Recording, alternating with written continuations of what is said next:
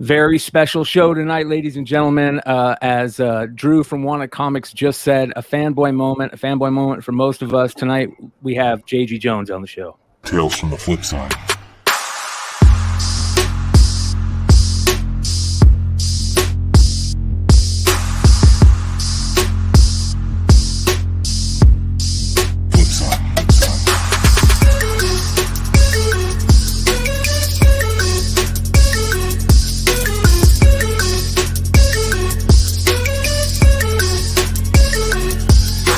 Flipside. Oh boy, a lot of excited peoples right now. We got a lot of fun stuff to talk about, you guys. Not only do we have JG Jones on to join us at the first part of the show, we also have a lot of fun stuff to talk about. We've got many news and notes in the world of comic book collecting and speculation right now. And of course, we've got the market report pickups and everybody that's joining us live. Thank you so much for joining us. Make sure to keep that chat lively and ask any questions that you guys want, and we'll see if we can get them answered. But that being said, I want to introduce everybody on the show. We've got the one and only Mercenaut Carter. How you doing, brother? What's that? Nico Esquire. It looks like the hamsters are running. I got internet tonight. Yeah. and Big Leg Sean is in the house. Hi, everybody. All right. Again, you guys, one of the coolest things that happened recently is Drew from Wanted Comix, our friend, one of the most respected men in the retail game, hit me up and he said, I've got something very exciting. He said, I've got a cover that I want to get done, and I think I have a legend that I'm going to be able to get it to do it. And I said, nah, way, man. He said, yeah, way, man. And he hit me up the other day. He said, check out this cover. And I said, oh, my God, J.G. Jones. And he said, yes, sir, J.G. Jones. So, ladies and gentlemen, let me introduce J.G. Jones to the show. Thank you, sir, for joining us. How you doing? Good to be here. Thanks for having me on. Oh, man, this is great. People are going to be super excited for this. We were talking about books recently that were on long runs and that also had cover artists or artists in general that just, whenever you think of the series, you think of that run, and your name came up multiple times, but especially for a show that's coming out shortly, which is Y the Last Man, which I believe 3 weeks, I think it is. Yeah. Which is pretty like amazing. We've waited 30 years. Yeah, you're right. How does that feel? That's got to feel pretty good to be part of that. Oh yeah, I was only the cover artist. Only. You're humble. But I was really happy to be able to work on that when I got the call. My friend Heidi, who was an editor at DC at the time, called me and said, we have this cool new book. We want you for the covers. I said, okay, well, what is it? And she said, well, there's monkeys, women, and motorcycles. Do you want to do it? I said, sure. Then a combo like that, how can you go wrong? I agree. And well, interestingly enough, this new book that Drew told me about the other day, he said, I can't show you anything yet, but it's going to be for this book. And I went and looked it up, and it sounds very interesting. Almost feels like it has those special ties to a said Y the Last Man book. And I want to show everybody that right off the bat. We've got 36 live right now. We're going to show this cover throughout the show because it's so beautiful. But this is Primordial #1 by J.G. Jones, care of Wanted Comix, ladies and gentlemen. Woo! Yeah, buddy. Yeah, buddy. I come from a background of aerospace, and I've always been in love with the space and the space race, and it's like my like hidden niche that I just love. I collect it in everything, comics, prints, anything I could find, memorabilia, and this just reeks of it to me right now. Right, this is space race. old school, takes you back, and then of course monkeys.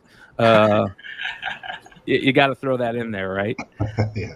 I mean, That's an easy sell for me too. I yeah, grew up in that era, dating myself, and I'm a huge junkie on anything space related, moonshot, you name it, you know. yeah. This hit it out of the park. I'm going to give everybody real quick, just a quick rundown of the book. Primordial is a mind-bending sci-fi collides with Cold War thriller and a 6-issue miniseries by the best-selling and Eisner-winning creative team behind Gideon Falls. In 1957, the USSR launched the dog Laika into Earth's orbit. 2 years later, the USA responded with 2 monkeys, Abel and Baker. These animals never returned, but unbeknownst to everyone, they did not die in orbit. They were taken, and now they are coming home. And listen, that sounds great, but then when you add Jeff Lemire, like it's coming from the mind of Jeff Lemire, lights out. Yeah. Yeah, he's one of those creators. It doesn't matter what he does, I'll buy it. You know. Amen. Premise I'm into. I'm like, he'll do something interesting with it, regardless, and make me love that genre, whatever it is. Yeah. I love those types of writers. We speak much on the show about those types of writers. As a matter of fact, Jeff Lemire is talked about quite often on the show, and Nico brings him up probably the most. Talks about him all the time. Never met the man, and just an enormous fan. He's brilliant. And ironically, today I spent a lot of too much time on social media because I run our Instagram page, and I saw a meme that as soon as I saw this cover, it reminded me of the meme. It was 50 years ago. Automobile owners' manuals told us how to change valves in cars. Today, they tell us not to drink brake fluid. It was like a golden time, you know? The space race was a golden time. And when I was a little kid, and I think, you know, the rest of the guys are about my age, when we were little, we thought, well, you know, when my parents were in their 20s, we landed on the moon. By the time I get to be mom and dad's age, boy, I can't wait to see where America is. Yeah, we're all going to be living on the moon, right? Yeah. Yeah, exactly. Well, you know, one of the things that when we were talking backstage, JG brought up reading Archie and all kinds of stuff when he was younger. And we recently talked about that famous Archie book where they go into the future and high school. And it basically looks exactly like it is now, you know, with the things on the wall, the all-seeing eye, and the talking into the computer. But they had one thing that is never that just still hasn't happened yet. That's flying cars. Every time it's flying cars that gets it. So, good stuff. Really hope we don't get flying cars anytime soon. It's bad enough with them on the road out here. I rewatched Iron Man 1 again, yesterday and today, kind of as a combo. And I'm surprised that we don't have the Iron Man suits. Maybe not quite as advanced or as fast or something like that, but it's like, that seems like that'd be like a little easier one. But we can put together a whole passenger airplanes. How about just like a bodysuit? I don't know if I want a bunch of Iron Mans running around. So minor requests, we're making them here. Yeah. Yeah. I'm ready to grow a new body for my brain in a tank somewhere. You know, I'm down with that. Yeah. I feel you on that one. Well, listen, at least one thing can be said. You're kind of doing that. Your art will always live on, and Amen. this stuff is amazing. One thing that I do want to talk about is, especially with a lot of younger artists coming up, I'm hearing more and more talk about their love for artists that still paint. And your name also comes up a lot with these younger artists that just absolutely in love with you and your craft. Talk a little bit about what goes into making a cover for you. First off, I tell this to everybody who wants to get into the game. I give as much information as I can right out of the gate. I don't want to do a cover unless I have a full script or the drawing issue with the text, because I want to see all the little nuances that are in there. and see what I can pick out of there to make a cover. You want to find some exciting imagery, but you don't want to give away the end of the first issue or whatever it is, whether it's first issue or you don't want to give away the story. So I really just try and dig down in there and find something that's going to grab eyeballs. Do you ever play with digital art? You know what? When I was in the hospital for my stem cell transplant about 3 years ago, I couldn't bring all of my art paraphernalia with me, but I could bring my iPad. So I started teaching myself to do Procreate and a couple of other digital programs. And when I got out of the hospital and started taking work again, I got a gig and said, I'm going to try this digitally. And of course I'm slow because I'm not as familiar with the tools, but I grinded out this cover and I thought it was great. It was fun. I learned a lot. I sent it in and they said, the cover's great, but we're not going to run it because it doesn't look like J.G. Jones. Wow. All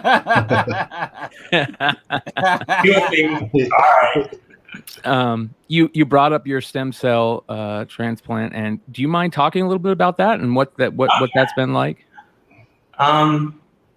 It's been an interesting few years. I had to basically just back off from comics work for a while, and now I'm sort of pacing myself back up to speed. I had probably started getting sick when I was working on Final Crisis, and I had this very slow but progressive bone marrow cancer that sped up and manifested about 4 years ago, and something had to be done. So got the stem cell transplant, and it's a long, slow recovery, but I'm doing pretty well, and I'm working pretty much every day now. Which Amen. Yeah. We talk, our family and our community here at this channel has a long history with the Big C, and me personally, my brother went through a bone cancer run that was just terrible. So much love to you and your family, and thank God that it's getting better and we're getting art like this. I mean, I feel a little bad saying, hey, at least we're still getting art, but amen. At least, I mean, this is great. This is absolutely wonderful, and it's great to see you back and doing this, and just being here. So awesome. Thanks. I changed some of the way I approach work, that I'm doing more things that I'm interested in now. Nice. I still do work for money, obviously, but I'm also doing a lot of work for me. What's that mean? Tell us more. I've always been sort of a Lord of the Rings geek since I was a kid. The very first paintings I ever sold were illustrations from Lord of the Rings. So I've been sort of doing some of those, and hope to find a venue for them or a publishing outlet for those. And at the same time, I wrote a graphic novel. It's about 225 pages a few years ago with a buddy of mine. And it's another period piece. So it's set in the 30s, and I've done all the research, and I'm painting the thing like a fool instead of just drawing it. Oh my goodness.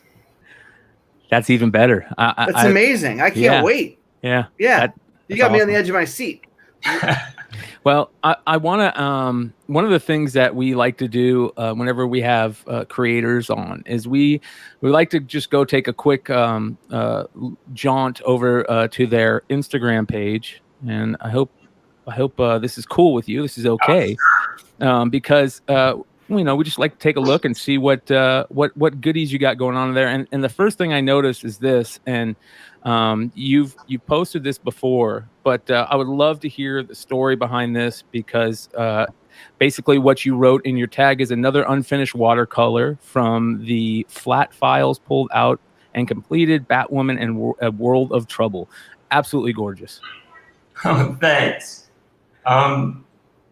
It's just different little things. I was going through all my flat files to get my stuff over to my art dealer, and I found a bunch of unfinished paintings. And this was one. So it's like, yeah, it'd be kind of a shame just to leave this half finished. And I finished it up and just posted it and sent it off to my dealer. So it's available if anybody wants it. Winchell handles all my stuff. Amazing. I'm sure you're going to get some inquiries after tonight. At least I hope so, because this is absolutely I'd venture amazing. to say they'll start now. Yeah. Speaking of starting now, I want to remind everybody also that I put it in the chat. If you guys go over to Wanted Comix webpage right now, you guys can find the Primordial. Oh, did it drop already? It did drop already. So it just did. Right now, if you search for Primordial, it'll show up with the 3. And he's also doing and unlike a lot of the gouging going on right now, I think $25 for a set is as fair a deal as you're going to find on anybody releasing any variants right now. So we all know what stuff normally drops for, and that's a good price on a limited cover. Yeah, I think the way Drew put it was the best. He said, I'm going to try and get these out there as much as possible, because this is a fanboy moment for him, and which is really cool, and I respect the hell out of that. So make sure you guys go check out Wanted Comix. $14.95 for the set of the trade and the Virgin, and then $25 for the set of $25 for the set, and then $14.95 for the logo, and then $14.95 for the Virgin if you want it just by itself. $25 for the set. Cool stuff. Very cool stuff. Shout out to Wanted Comix. We work with some really amazing retailers over here, and they're part of our community, and usually in the chat just hanging out. And we can't say thank you enough to all those retailers that continue to just make this hobby what it is. So very cool stuff. Make sure you guys go check out Wanted Comix. All right. One of the things that we asked our friends and family here on the channel is to kind of talk about some of the amazing art that they love from J.G. Jones' career. And we got a couple of examples that we're going to go over. But first, I want to, talk a little bit more about something interesting that one of my favorite covers all time is this Y the Last Man cover. This is Y the Last Man 15. Just absolutely amazing. One of those covers that for 10 years, 15 years, I've been going through back issue bins, and every time I see it, I grab it, just because, again, growing up, being such a fan of space and that type of stuff, this is the type of stuff that I put on in a comic book frame and on my wall, right? This is the type of stuff that you don't let just sit in a long box or a short box. And the crazy thing about this is, if you go and read, the synopsis, or if the Y the Last Man run, this issue, the synopsis for Y the Last Man number 15 says, one small step reaches its explosive conclusion. The fate of 2 male astronauts who have been trapped in space is finally revealed, and an unmanned world will never be the same. Plus, Yorick Brown is one last confrontation with his foreign pursuers. But the thing that kind of just grabbed me is, I was like, holy cow. What are the chances that it's pretty damn similar. The fate of 2 male astronauts who are trapped in space is finally revealed, and of course the Primordial storyline is the fate of the 2 space monkeys that were in space. So just really cool to see one of my favorite all-time covers have a weird little Mandela effect moment type thing for me. So very cool. Can you talk a little bit about this cover, and if you remember, anything cool about it? Or this was one of the only covers. I usually do my covers in watercolor, but for some reason I decided I wanted to do this one in oil, which made no sense because it's drying time, and I wasn't going to hit the deadline. So I'm terrible with acrylics, but this is one of the only acrylic paintings I've done for a cover. I just wanted to see if I could pull it off. Doesn't look terrible to me. Dude, the covers from this book will go down in history as some of the greatest, arguably the greatest run of covers in the history of comics. Yeah, and you did 1 through 17 of this one run, if I remember correctly. Yeah. And the crazy thing is, you did 1 through 17, and every time I think of Why the Last Man, I see your artwork. I see it. I see your artwork. So mission accomplished then. Mission accomplished. Amen. Another cover that was tossed around by multiple people was this Wonder Woman cover, which is just we say iconic a lot on this show because it's our favorite drink word around here, but this is iconic, absolutely amazing. Tell us a little bit about this. I dated that girl before. Yeah. that's my ex-wife's foot there. So we must have dated the same woman, I guess. Greg Ruck and I were talking about this story before we did it. We met up at San Diego Comic-Con and kind of went and sat out back behind the show and had a beer and talked. And he told me this story for the Hecate, and I loved it. And I had begged on this book. I heard about it floating around DC Comics and said, can I look at the script? Will you let me have a look at it? And I think I got somebody fired off the book. I'm not sure who, but I apologize, but I wanted to do this book. And Greg asked me very kindly, very graciously, is there anything that I can put in the book for you to draw that would make you excited about working on it? And I said, sure. I have this image in my head of Wonder Woman taking down Batman and standing on his head. And he goes, yeah. So I go home, get to work, and I'm well into the book, and we haven't done the cover quite yet. And I get a call from the editor. He said, JG, if you're ready to do the cover, Greg Rucka has a great idea for it. But he had regurgitated my idea back. That's the best. Can't beat that. So I guess it just worked its way in like an earworm and inhabited his brain for a while. Yeah. I see a lot of people in the chat, a lot of people in this community that are here every show. 107 live. Thank you for hanging out with us, you guys. We're very lucky to have JG on the show tonight.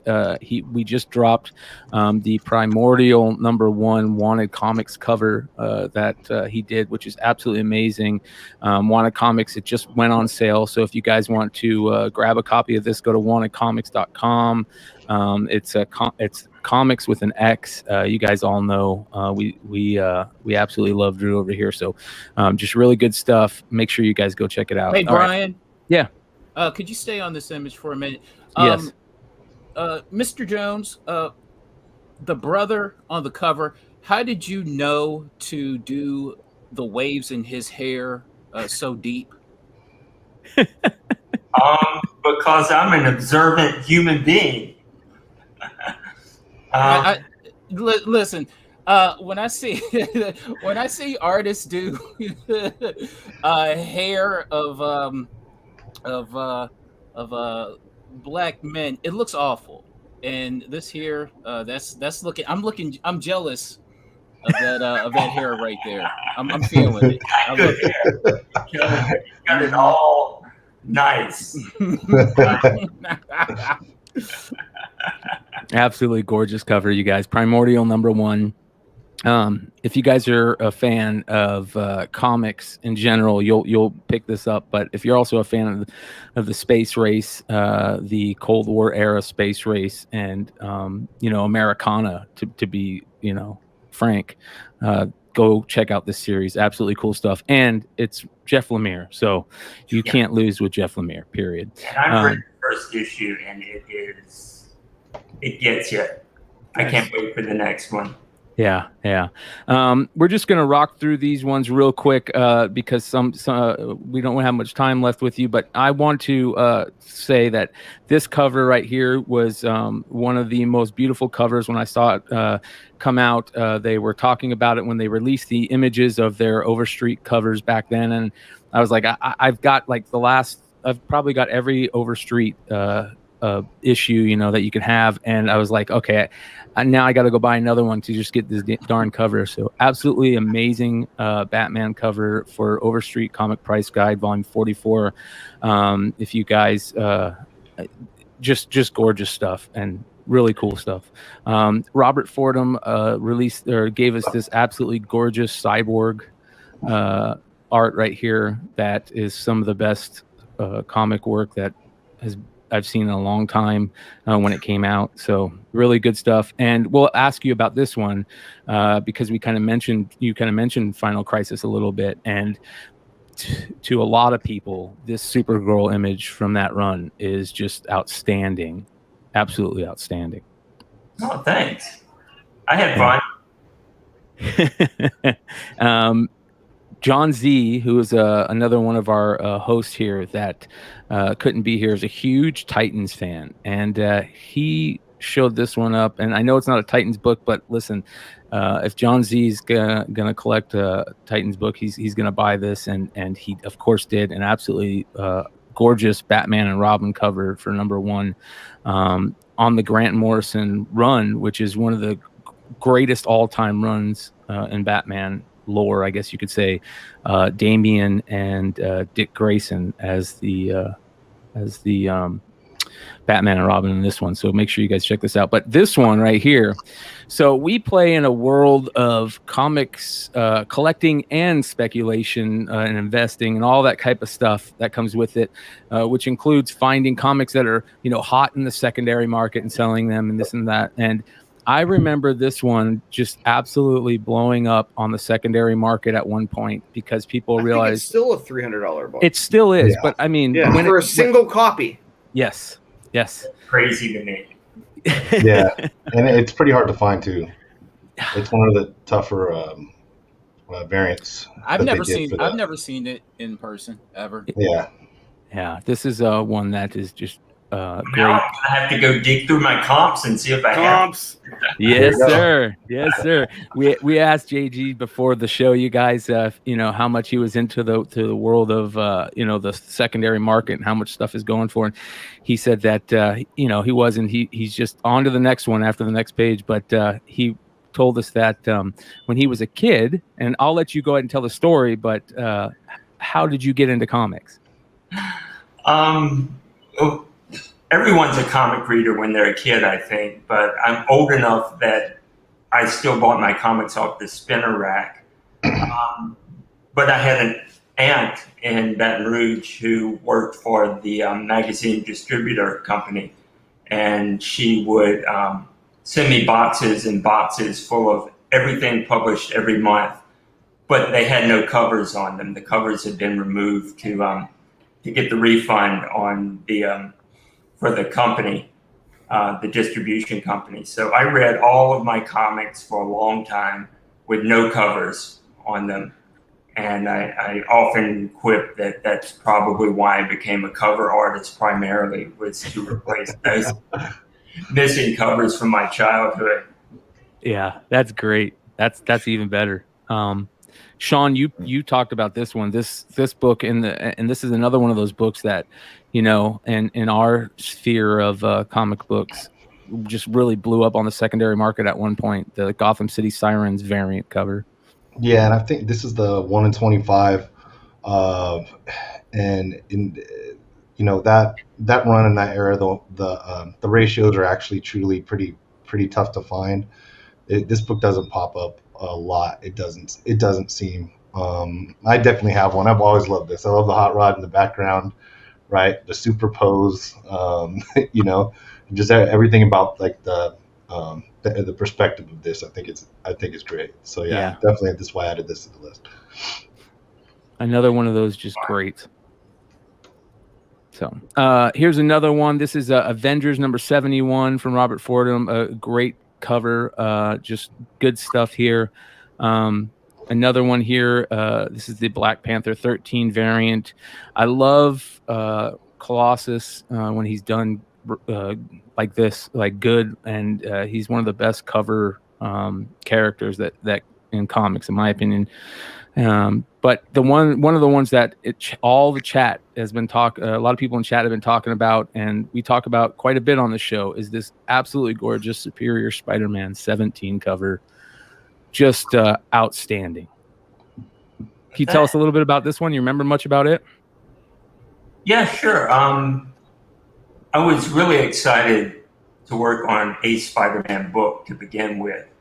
And then when they decided to bring this character in and reuse it, I think everybody who was reading had a certain feeling about that run of Spider-Man.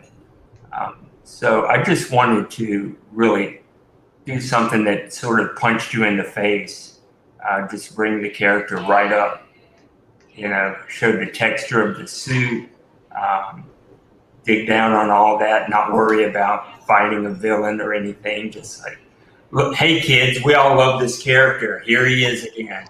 Yep. And that's exactly what it did. This comic was so popular during COVID that you literally, like the height of like pandemic, everybody's locked in their home, could not buy a copy anywhere in the world online. Not a single one for a period of about like 6, maybe 9 months. It was wild. I just kind of tracked it. That's the kind of response, just rabid response from your fans. Man, that really makes me feel good because, you just sort of do things and you move on, like I said earlier, and don't really understand what's going on in the aftermarket or anything, especially since I haven't been doing conventions in a couple of years. With conventions, you can always get a better gauge because people bring you things they're really excited about and talk to you about it. But that's good to hear. Yeah. And one of the last ones we have that I want to talk about because it played very large role in the speculation investing community recently also. And that is some absolutely gorgeous Black Widow work with the introduction of Yelena Belova. And of course, we just recently saw the movie, and some of these covers, I don't think we realized like how good they were back then. So absolutely gorgeous stuff, and people love this run, this character, especially now. Did you see the movie? Oh yeah, I loved it. I really loved it. It's a shame I couldn't go to the theater and see it, but we did sort of a home theater thing with a few friends and had popcorn, and I just really enjoyed it. Yeah, that's great. This book was really the book that launched me. I had been working for smaller companies, obviously, but I really had low profile and low income. And this, when Jimmy and Joe asked me to come work for Marvel Knights, that really cemented my career. I was about ready to go look for a different kind of work until this job came along. So. Wow, we love Jimmy Palmiotti on the channel. He joined us, I don't know, about a year and a half ago, and told the greatest stories. Now, I tried to do like a one-on-one interview, and I apparently make people uncomfortable and nervous, but by the time the rest of the panel got here, he livened up, and it's hilarious. So if you watch it, just skip through all of the time when it's just me and him, and wait until there's a bunch of people, and you can hear him talk about like the neighborhood he grew up in, and like wise guys he was friends with when he was a little kid. And I won't ruin it all for you, but there's an alligator involved. I'm not surprised. Yeah, he's been one of my oldest buddies in the business, and I love the guy. He and Amanda are just great people, and he's like that 24/7. That Jimmy is not nice for public consumption. That's just him. Well, one of the questions that before we let you go that I have to ask, that I ask for personal reasons, completely selfish reasons. I'm a collector of Creator First. I love to find those early books, even though sometimes when I ask creators about them, they cringe a little bit. But can you tell us your Yep. Can you tell us your very first produced work, whether it be professional, or I even love some of the stories, maybe if you ever sent in a letter to a comic when you were a kid, or a drawing, that type of stuff. Sure. I did that too when I was a kid. I drew this really god awful thing called A Man Called Silver, and he wore a silver outfit, of course, and it was terrible. And I got the letter back signed by Mr. Ramita saying, "Keep working on the anatomy, pal." I love it. And I still have the letter. Yep. That's awesome. What was the very first produced in print stuff that you have out there, if you can remember? The Dark Dominion for Defiant, the short-lived Jim Shooter effort right after he came out of Valiant. Jim, go ahead. No, I was going to say, how old were you at this time, if you don't mind me asking? I did not get into comics until I was over 30. Okay. It was kind of a late thing for me. I was in New York trying to be a painter and had a day job at a newspaper. And I don't know if you know who Bat and Lash is. He strips. Yeah, Bat worked at the newspaper as well, and we were friends. Nice. And we'd go to the comic shop every Wednesday, obviously. And I would read like Hellboy and anything by Frank Miller.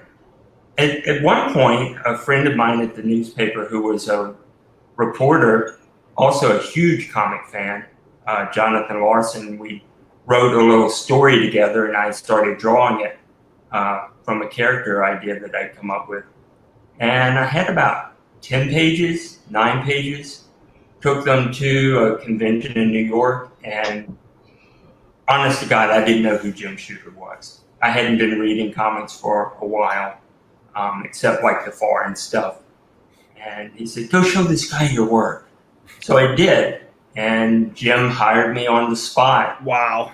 And said, "If you can come in Monday." I said, "Yeah, I don't work until Tuesday, so I'll come in Monday and see what's up." That's awesome. He talked me out of the paper, and I started drawing comics. Yeah, that's great. So there you go, guys. 142 live right now. Go scoop up your early creator work by J.G. Jones and that early Jim Shooter. What is it? Dominion? Dark Dominion? Is that what you said? Dominion. Dark Dominion. Issues before the company closed. Even better. And make it a little bit harder to find for all you diggers out there. So thank you so much, JG, for being with us. I can't say enough for everybody here, I imagine too, and myself, how happy we are that everything is working out, and continued health and success to you. And if you ever have anything going or just want to hang out, we'd love to have you back, and we appreciate the hell out of everything you've done. Thanks so much. I'd love to come back. It's fun talking. Awesome. Yeah. Great. All right. Thank you. Good night. Thanks a lot. That was great, you guys. J.G. Jones, a legend in this community. And I want to remind everybody, we got 152 live right now. The book that we were talking about that we had JG on for is this Primordial #1 for the new Jeff Lemire series from Image. Absolutely amazing Americana, space race, Cold War type stuff. Go over to Wanted Comix website. This is a Wanted Comix. Are you sure it didn't sell out yet? Well, let's go take a look. I mean, I'm just saying. Well, it literally it's up. It's up. Yeah, here it is, you guys. It is up. So as you can see, you can get the trade dress or the Virgin for $14.95 or the set for $25. This was a big deal for Drew over there, getting this is like his fanboy moment, and it was definitely a fanboy moment for us to have JG on. As I said early in the interview, you talk to a lot of artists, and J.G. Jones' name comes up pretty often about like they're goats. And he's the artist's artist. And Right? yeah. So again, Wanted Comics, you guys, wantedcomics.com. Don't forget to keep an eye on Wanted Comics IG site also for all the news. Very cool stuff. And we've got a big show to continue with. So I say we get into it. We have 150 live watching us. Thanks for hanging out, guys. Make sure to hit that subscribe button if you're not already subscribed. Hit that like button. Let us know how we're doing over here. And let's get on with the show. All right. Oh boy. Woo. What do you want to get into first? Because we've got a lot of goodies to talk about. Oh boy. Yeah, right. One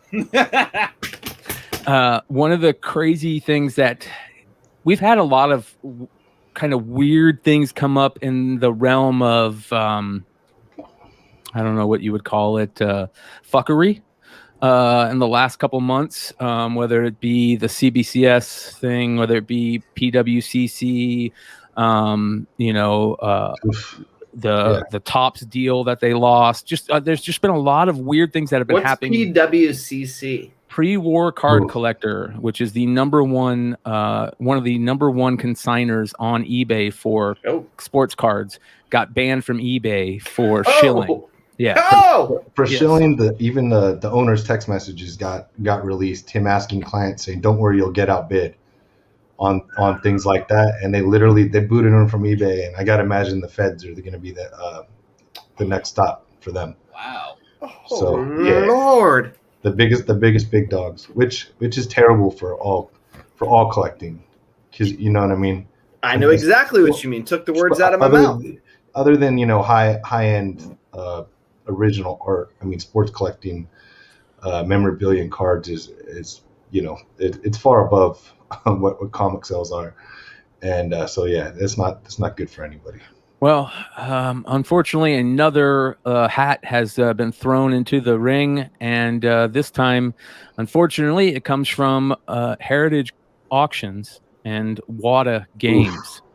And this is definitely interesting. It's something that we have to take a look at in our hobby, and basically, a video was put out. Very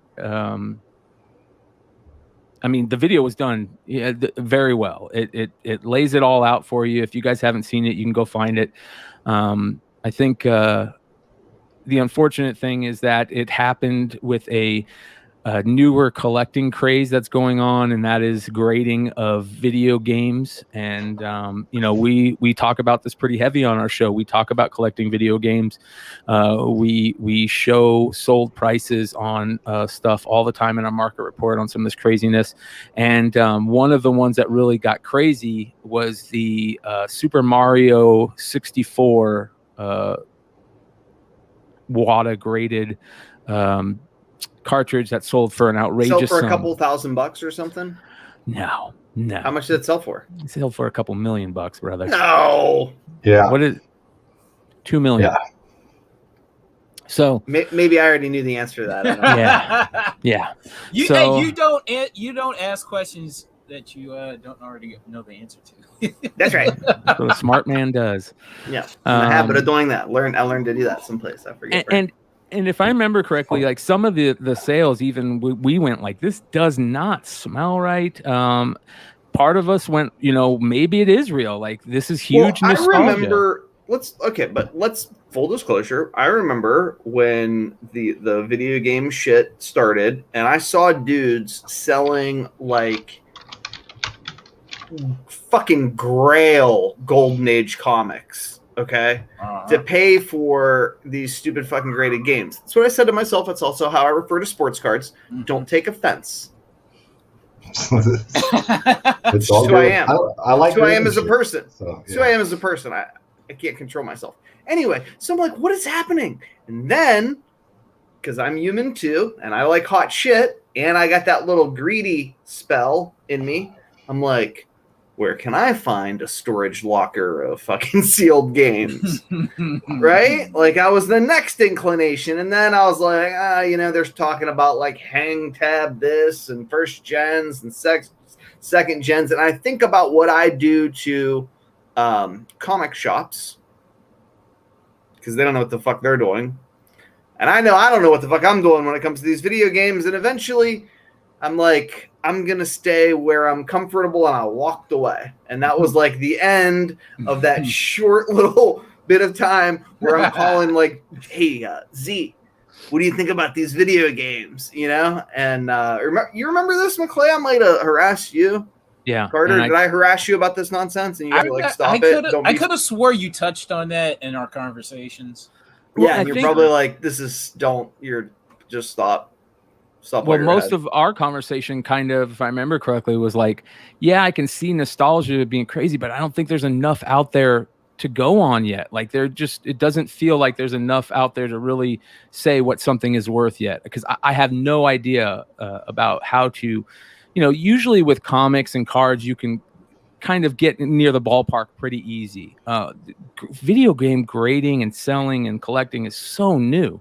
Well, DS, one of the smartest guys in comics, he talks about, at least, I don't know if he does this on air, but at least like conversationally, like he doesn't even look at the prices of comics anymore. He just knows like, oh, well, that should be about this amount, right? And like, you guys can do that. And then when was the last time you actually used GPA? Maybe for the show. Yeah. Yeah. Like maybe if you're going to pull the trigger on if something comes up and it's, and it looks like it's too high, and it might be worth whatever that next price would be. I've sold it higher than the last sale, and I bought it higher than the last sale. So it's like for reference before I blow too much money for the most part, or just for interest. And you know what I mean? I mean, I like cover price, but like it's a lot easier to use. But GP has been tracking CGC for a long time, and I find it to be a good tool, but I kind of I don't really need it. But in the last year, I guess is when I say that I've needed it more due to the prices just going nuts these days compared to before. I'd always be like, no, that's a $300 book, and now I'm always like, what the fuck? That's now a $2,000 book. So yeah. Should we explain for those who haven't watched the video kind of what it says? Yes, have at it. I'm gonna throw up a poll as we're going. So go for it, brother. All right. So the allegations, and there's a ton in a YouTube video that now has been watched almost 1 million times. That's like 50 minutes long. I called Carter about halfway through it. He's like, dude, I can't stop watching it. It's like watching a train wreck. Is that there is this unholy relationship between Jim Halperin, who, by all accounts, is a very kind soul, is always very polite, and hell, I sold him a book. I get along real well with his son, who I think is a very honorable dude. That there's some sort of like, nefarious relationship between him and the dude that runs Wada Games, Mark Haspel, who I forget, he used to work with CBCS or CGC or one or both, but left there to become like the director of WADA or whatever. And essentially the allegation is that, these guys, along with, some other folks in big heavy hitters, the Go Collect guy, I forget his name, are involved in chicanery, right? In 1,000 different ways, whether it's, grading their own private collections of exclusive games, buying and grading games, so participating in a market where they're allegedly objective observers. There's allegations of shill bidding. They harken back to prior lawsuits against Halperin in reference to a case that allegedly settled in the coin markets, and apparently there was like a fund set up for victims of this coin grading company. And suffice to say, it was much like a lot of things you watch on YouTube, like, wow, that's really interesting, but I didn't take the time to confirm or investigate any of it. Okay. What I did notice, and what I really think we should talk about, because I don't know that we're in a position to really talk about the veracity of these allegations, is how little people seem to give a shit because right now an AF-15 CGC 96 is up on Heritage and it might sell for $3 million. And the juxtaposition of those two things, right? Like 1 million people watching a video alleging that an auction house is fraudulently creating a market for a collectible where there was a sale for $2 million of like one random video game. Are you kidding me? Like almost 1 million people have watched that video. And at the same time, people throwing down, literally the bidding, I think, was almost at 2 million. They think it's going to finish between 2 and 3 for, by all accounts, undisputably one of the most coveted comics in existence at a time when, Spider-Man couldn't be more prevalent in American culture, man. I mean, that No Way Home trailer eclipsed the Endgame trailer, for crying out loud. So, it's just kind of like, what is going on? Are we all mad? Do I need to check my temperature or like take a fucking straitjacket and put it on and go seek professional help? I don't. And then, and it 870,000 for Zelda, maybe the Mario's BS at 2 million or something like that. We can all sort of wrap our hands around the AF-15 doing that, but looking at the prices for those games, and it's not something. I mean, I might keep an eye out a little more at thrift stores than I do. I mean, I definitely do that, but I don't. I mean, that's, you can't. None of us can jump in and play. You know what I mean? So I remember when, as far as when I they know, started you guys are popping off. millionaires. Yeah. I'm not. Well, but remember when they started popping off? This was the sort of the sentiment. They were like, well, now these Silicon Valley types are going to be spending an awful lot of money on these sealed games. And, Mr. Wozniak's chief developer over there at Apple, he probably really wants a copy of Mario 64 or, whatever. Like, that was the line. It was well engineered from, you know what I mean? Like the market. And these guys have moved on to VHS tapes, right? Like that's going to be the next one you watch. It's already happening. Well, I'm getting ads on my Instagram right now. They're like, buy a sealed VHS tape. And I was out looking at those like a moron, like, hey, wonder how much it would cost for me to buy, thinking about all the awesome movies, right? And they've gone from like, 2,000 to 10,000. There was a sealed 89 Batman movie. I think it was graded. Bro, I just bought one. Amount. That's how they got me. Okay. I literally just went. They got me. Already got me. Right I can't on. lie. I'd buy that shit too. Yeah. Yeah. I mean, I didn't. I paid like $12 for it. Okay. Yeah. That Ferris Bueller that's been back there for 2 years was free. I asked about it, and the guy, I was like, "How much?" Like, I'll give you $1. He's like, "Oh, you can just have it." That's my buy-in. Yeah. I mean, but that's a logical. I mean, grading everything is what's the next step to logical. And CGC's doing it too. I mean, we talk about like WADA and these allegations and this, that, and the other. I mean, VGA was grading video games long before WADA. Okay. And CGC is you heard Matt Nelson when he was on the channel. He was like, we'll be grading all collectibles, encasing them in plastic. Looking forward to it. What do you want to stick in plastic? Gonna do pulps. What's next? Yeah. I mean, he was like, yeah. Don't blame him.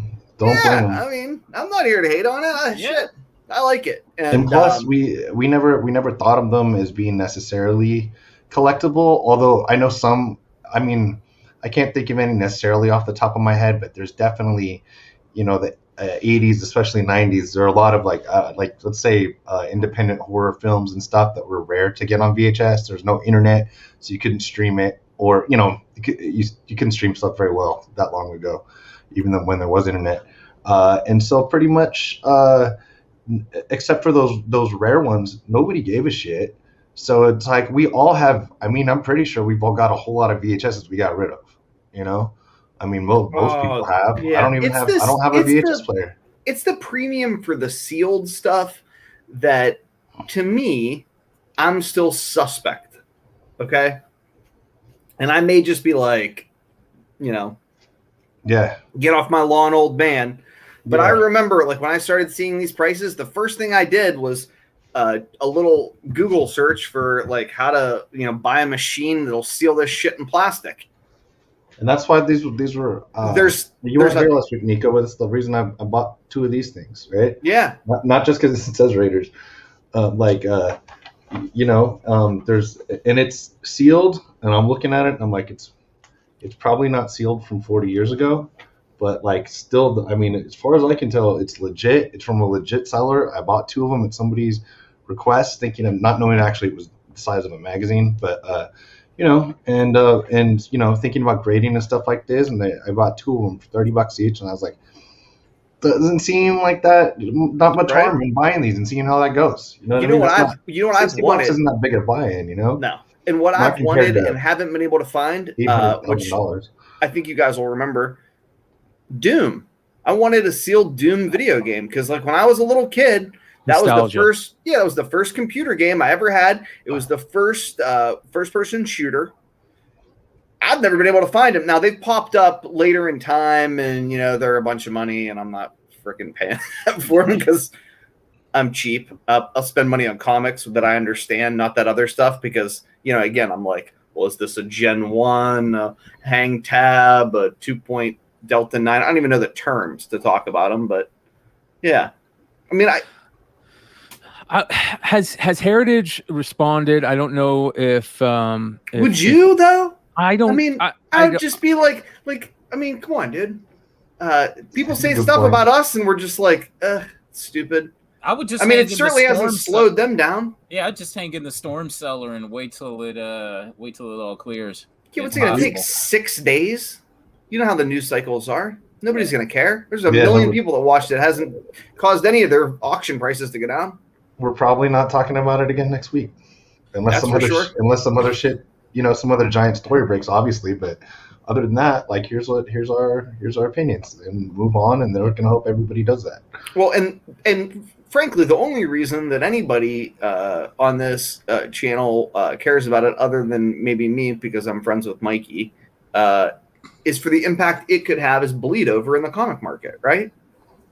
I mean, we don't like for a major auction house that is sort of an institution in our hobby.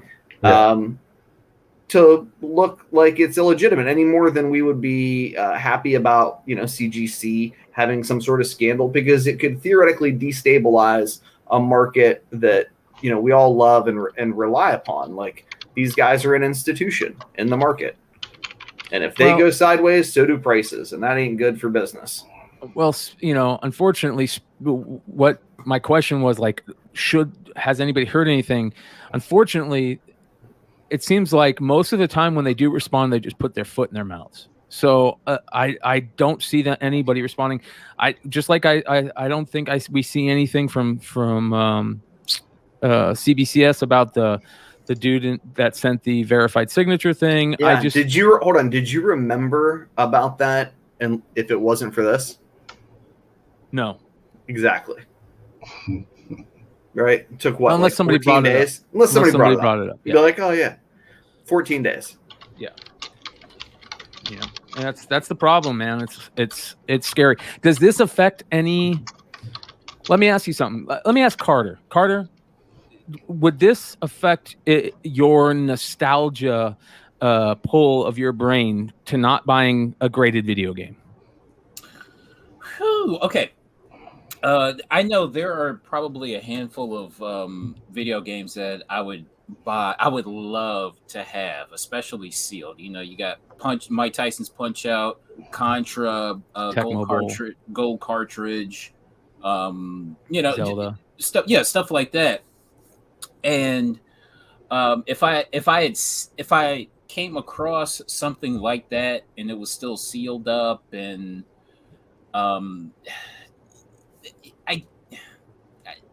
I'm cheap anyway, but if I came across it, of course, at the right price. But then, what's the right price?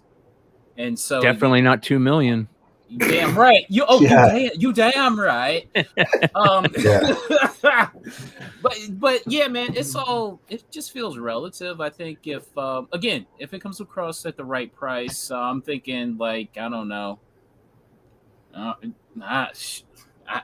legit don't know That's what the problem. what the right price is. That's the thing. Because I'm trying to rack my brain. I'm like, I don't know what the right price is. Well, here's the other thing. Is there anybody that we can think of in our small little, circle that has an idea on like who to ask? I don't even know anybody who to ask. You know what I mean? Like, there's nobody that I know that's really into grading video games, or that I know of that I can ask. If I want to find something, if I want to ask a golden age question, I hit up DS Comics, right? You know what I mean? Like, so there's certain people. Brian, is like the Matt. video game guys, like, because there was a point in time where I was tempted by this market, okay? And I would go and talk to these guys that would sell video games, and they would just look at me like I had three eyes. Like, dude, I don't mess with that graded stuff. Yeah, there's some sealed stuff down here. Don't be silly. What's wrong with you? But now, part of me was like, okay, well, I know what it's like when I go and talk to guys that own comic shops. Half of them, or not half of them, a lot of them, more than half, are a disaster. Okay? So, I kept sort of exploring it more and more. The problem was with comics, eventually you find guys like Greg Bartholomew, like you find dudes that own shops that are like the real deal. I never found that with video games. Like, I never found somebody who was just real insightful about it and knew about it. What's funny?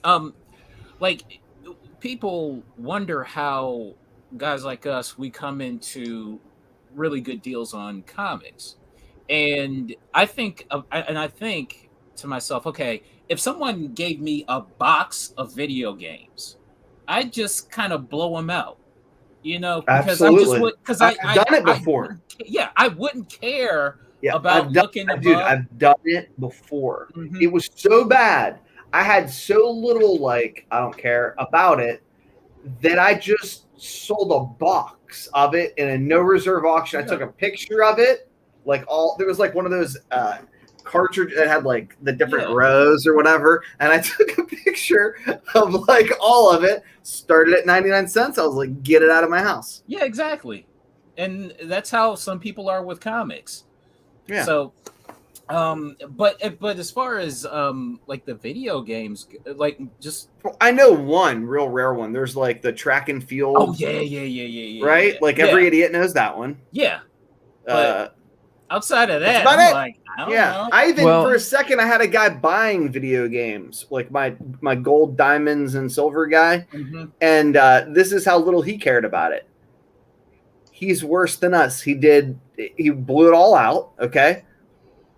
And he realized immediately that he couldn't get the old stuff sealed, and that he could just buy new stuff from the crackheads and weirdos that would walk in with sealed shit, and he would make more money on that. Completely abandoned the vintage element of it that I wanted him to do for my own selfish reasons, and was just selling PlayStation 3 games to people on eBay. You know what I mean? Yeah. Done. Man, it's definitely weird that all this is happening at once. Like I said, it feels like a matrix switch or glitch has happened in the world on a huge level, but even in our little world, just this little glitch happened. So what's the big takeaway, right? I mean, the big takeaway is that intelligent, sophisticated buyers will always be buying, and that intelligent, sophisticated sellers are not always altruistic souls, and you better be careful what you put your money in, or you're going to end up with I don't know, a lot of Valiant comics that aren't worth any goddamn thing, or you know what I mean? Insert your failed investment here. Speaking of that, I saw a guy with he said he's failed investment, and he literally showed 4 monster boxes full of Andrew Luck Topps Chrome rookie cards, He must have had. He said he put $500,000 into Andrew Luck Topps Chrome rookie cards because he was at the time that he got drafted, the sure bet to be the greatest QB ever. But he got injured. $500,000 he put in. I mean, he was going through it like this, and it was just 3 or 4 monster boxes full of one card. I don't pay that much attention to sports cards, but I still puked a little bit in my mouth when you said that. Well, he also he fucking quit though. You know what I mean? Now, did he have injuries? And he's a smart Stanford dude who didn't want to have limp around for the rest of his life, or exactly take too many more hits. Most people, I can't think of too many people that walked away like that. So I mean, to be honest, the price of cards right now, and Andrew Luck's age, considering we still got Aaron Rodgers out there, Tom Brady's a freaking anomaly, but Aaron Rodgers, he's still, however, at least 6-7 years ahead of career than Andrew Luck was. And dude, he's just the one guy who walked away, and this dude spent all of his money on it. Yeah, it just shows you don't know, because that right now, if he had those cards graded, he'd actually probably triple that, considering today's market. And if he was still playing to the same standards he was playing to before, you don't get less smart playing quarterback. So. Yeah, Michael brings up a great point. Barry Sanders walked away on top. Yeah. But he was just tired of being a Lion. Yeah, Andrew Luck had a decent organization, was going to the playoffs. Do you remember when Barry Sanders signed that deal? And I'm like, what are you doing? Yeah, and then like a couple years later, he just says, "Screw it." Yep. Yeah. Well, again, that's why we collect comics, because Spider-Man can't break or pull a fucking ACL or something, right? No, sir. Yeah, no, sir. No, sir. No, sir. Well, and that's the other thing is you don't retire from ACLs anymore. Spider-Man can't come up on his ex-wife with a knife. All right, so O.J. Simpson in. So the poll was, do you collect video games? I just wanted to see how much of our live chat collected video games, and this is very surprising to me. 85 people voted, and it was 20% yes, 80% no. Why is that surprising? I'm surprised that somebody said yes. Really? I would think it would be higher than 80% no. I mean, I know a lot of people that just collect video games. I'm not saying they grade them, but they at least collect them. Oh, yeah, that's a deceptive question. I guess if you answered it the way you are, then yeah.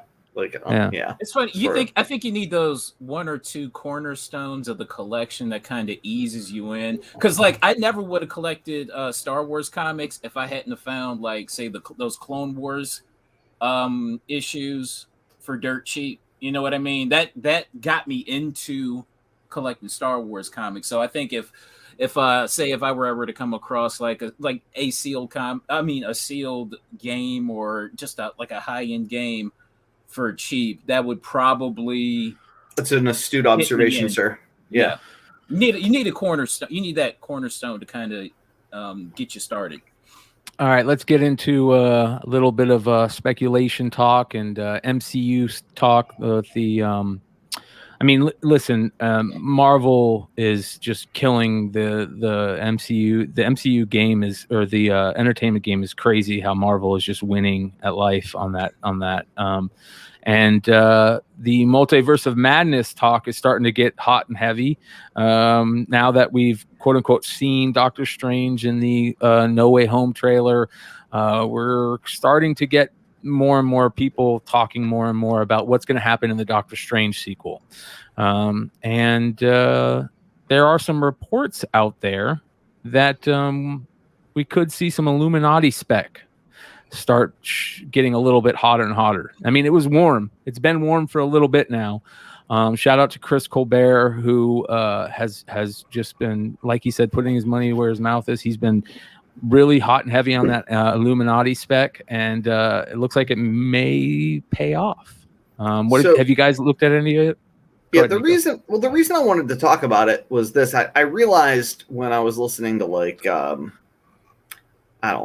I don't even know the names of these damn channels, but they're the mainstream. We get 1 million hits on YouTube on our little petty show. YouTube channels that talk about movie spec. And when they were right now we think that Wanda's going to be the villain in Multiverse of Madness. And we think it's going to be like House of M. And maybe she already said no more mutants. And we think that Professor X is going to be there too. And Josh Brolin could return as Cable. Oh my gosh. And I'm like, yeah, and the Illuminati. And I'm like, we sold the Illuminati books forever ago. We're buying back in now because they're so damn cheap.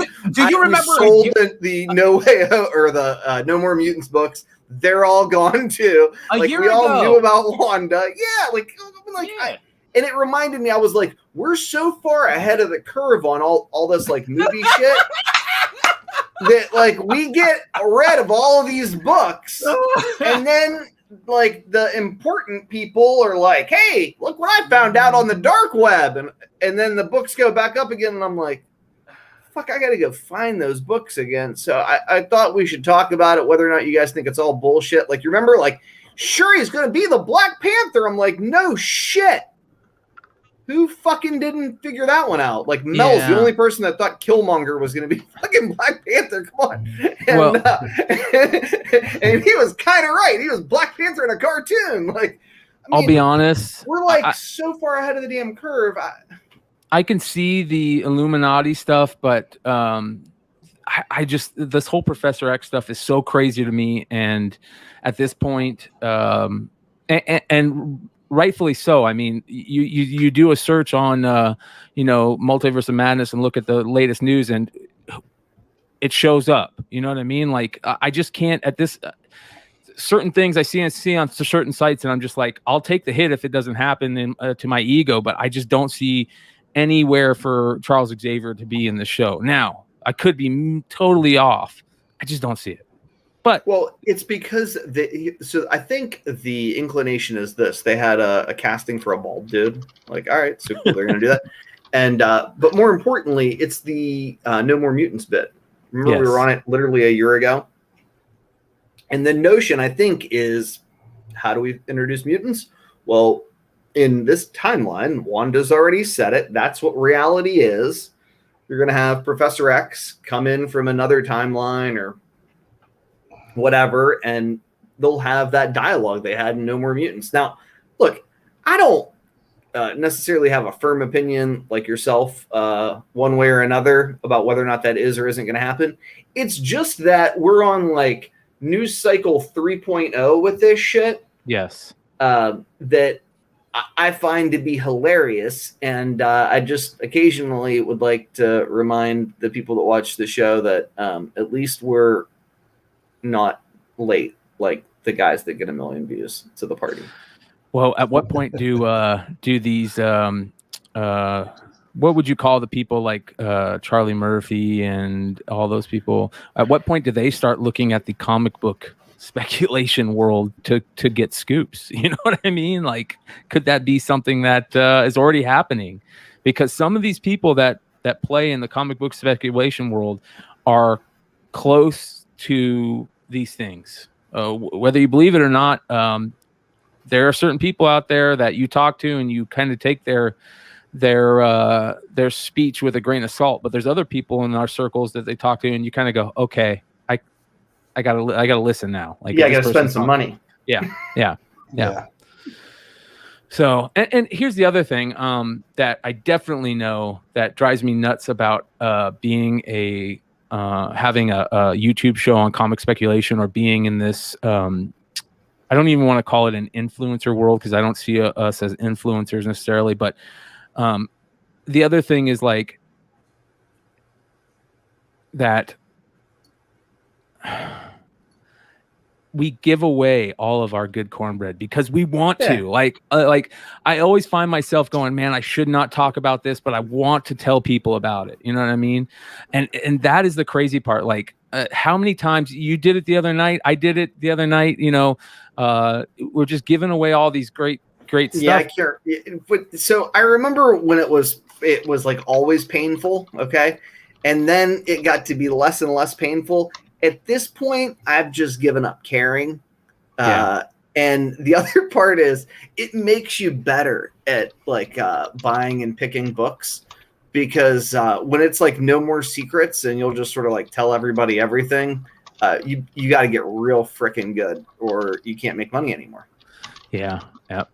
Well, the good thing is that MCU is crazy right now. There's a lot of stuff coming. I mean, look at what we're talking about right now. We're talking about stuff that's off in the future. Did you ever think any of this shit was going to actually happen? No. Like some of this stuff, the Spider-Man stuff, the rumors about the No Way, or the what's the Spider-Man? I always fucking forget it. No Way Home. Do you guys No Way think the Home? Miles Morales fucking leaked photos are real? No. I didn't see him. Never saw him. You should look at the IG. I put him up there with a big like sus. You know what I mean? Dude, I haven't really I haven't been alone that much this weekend, but no, like I don't think there's a shit chance. Snowball's chance. Miles shows up in No Way Home. That's Well, like I think I was talking to a friend about it, and he said that's like I don't know, like finishing your salad with a seafood, like a soup. I don't know. It just doesn't make sense. It doesn't make sense. I mean, they've already got all the, bringing back all the old Spider-Man are going to be in the movie. Like I'm trying to attack me. Oh, Dive on me. Yeah, so I mean, you know what I mean. All the old actors are already going to be back in right? it. Like it's going to you be don't weird, have but a like Miles salad isn't there yet. and ice dude. cream. Yeah, salad, exactly. Salad and ice cream. Yeah, like I get it. Yeah, that was a good analogy. So it just doesn't make sense. And the only possible thing that would make sense would be the possible end credit scene. And if something like, I might not have seen the pictures, but if something sort of gets out, that would be insanity. There were what I thought we did. I've got text from the people, and this is probably online everywhere because they got it somewhere. But showing that looks like there's possibly a black suit. Now that wouldn't, to me it looked all black. It didn't look, just the screen cap I saw was sort of hidden in the commercial. It was there for everybody to see. So like the screen cap looks like the black suit to me, not Miles's suit at all. Well, the black suit is that suit that black and gold suit that got leaked with the toys, and I saw that, Okay. and did a little of research into it, and they were talking about how in that scene it looks like you could tell like he's running through the classroom and nobody is recognizing him, like they can't tell he's there type thing. So maybe that suit is something that Strange gave him to traverse the time or something. But that black suit has been shown in a toy. It's black and gold, which is crazy. It's got this really cool gold. The webs are like gold. So, but that being said, here's the other crazy thing to me. Did any of you guys ever think that the storyline that people are specking on right now for that movie, it would be specced on? I was going to say profane words. I remember when the one kid that was on the channel for a little bit that left the channel talked about that storyline, and there were like 20 people. One more day, right? Yeah, on a group call or something, and like everybody was just like, "That's the worst idea ever," and he was right. God bless him. like uniform, like, rah! Yeah. I think I was one of the people that was like barking at him too. It was panned universally by everyone. You know what I mean? Like some things, like some people don't like, and other people do like. Like no one liked. Nobody liked that Mephisto story. Yeah. One more day. Yeah. Well, people are specking on that like heavy. They're specking on those Juravec covers. They're specking on those Mephisto. Yep. Oh my God. I'll be so pissed, dude. Yeah, here we are again. I'll be so mad. Listen, man, they could be doing this weird thing where everything ties together like perfect, right? And Mephisto was there all along. We just weren't ready for it. You know what I mean? Shit. I'll be so mad. I know, right? I know. Oh my God.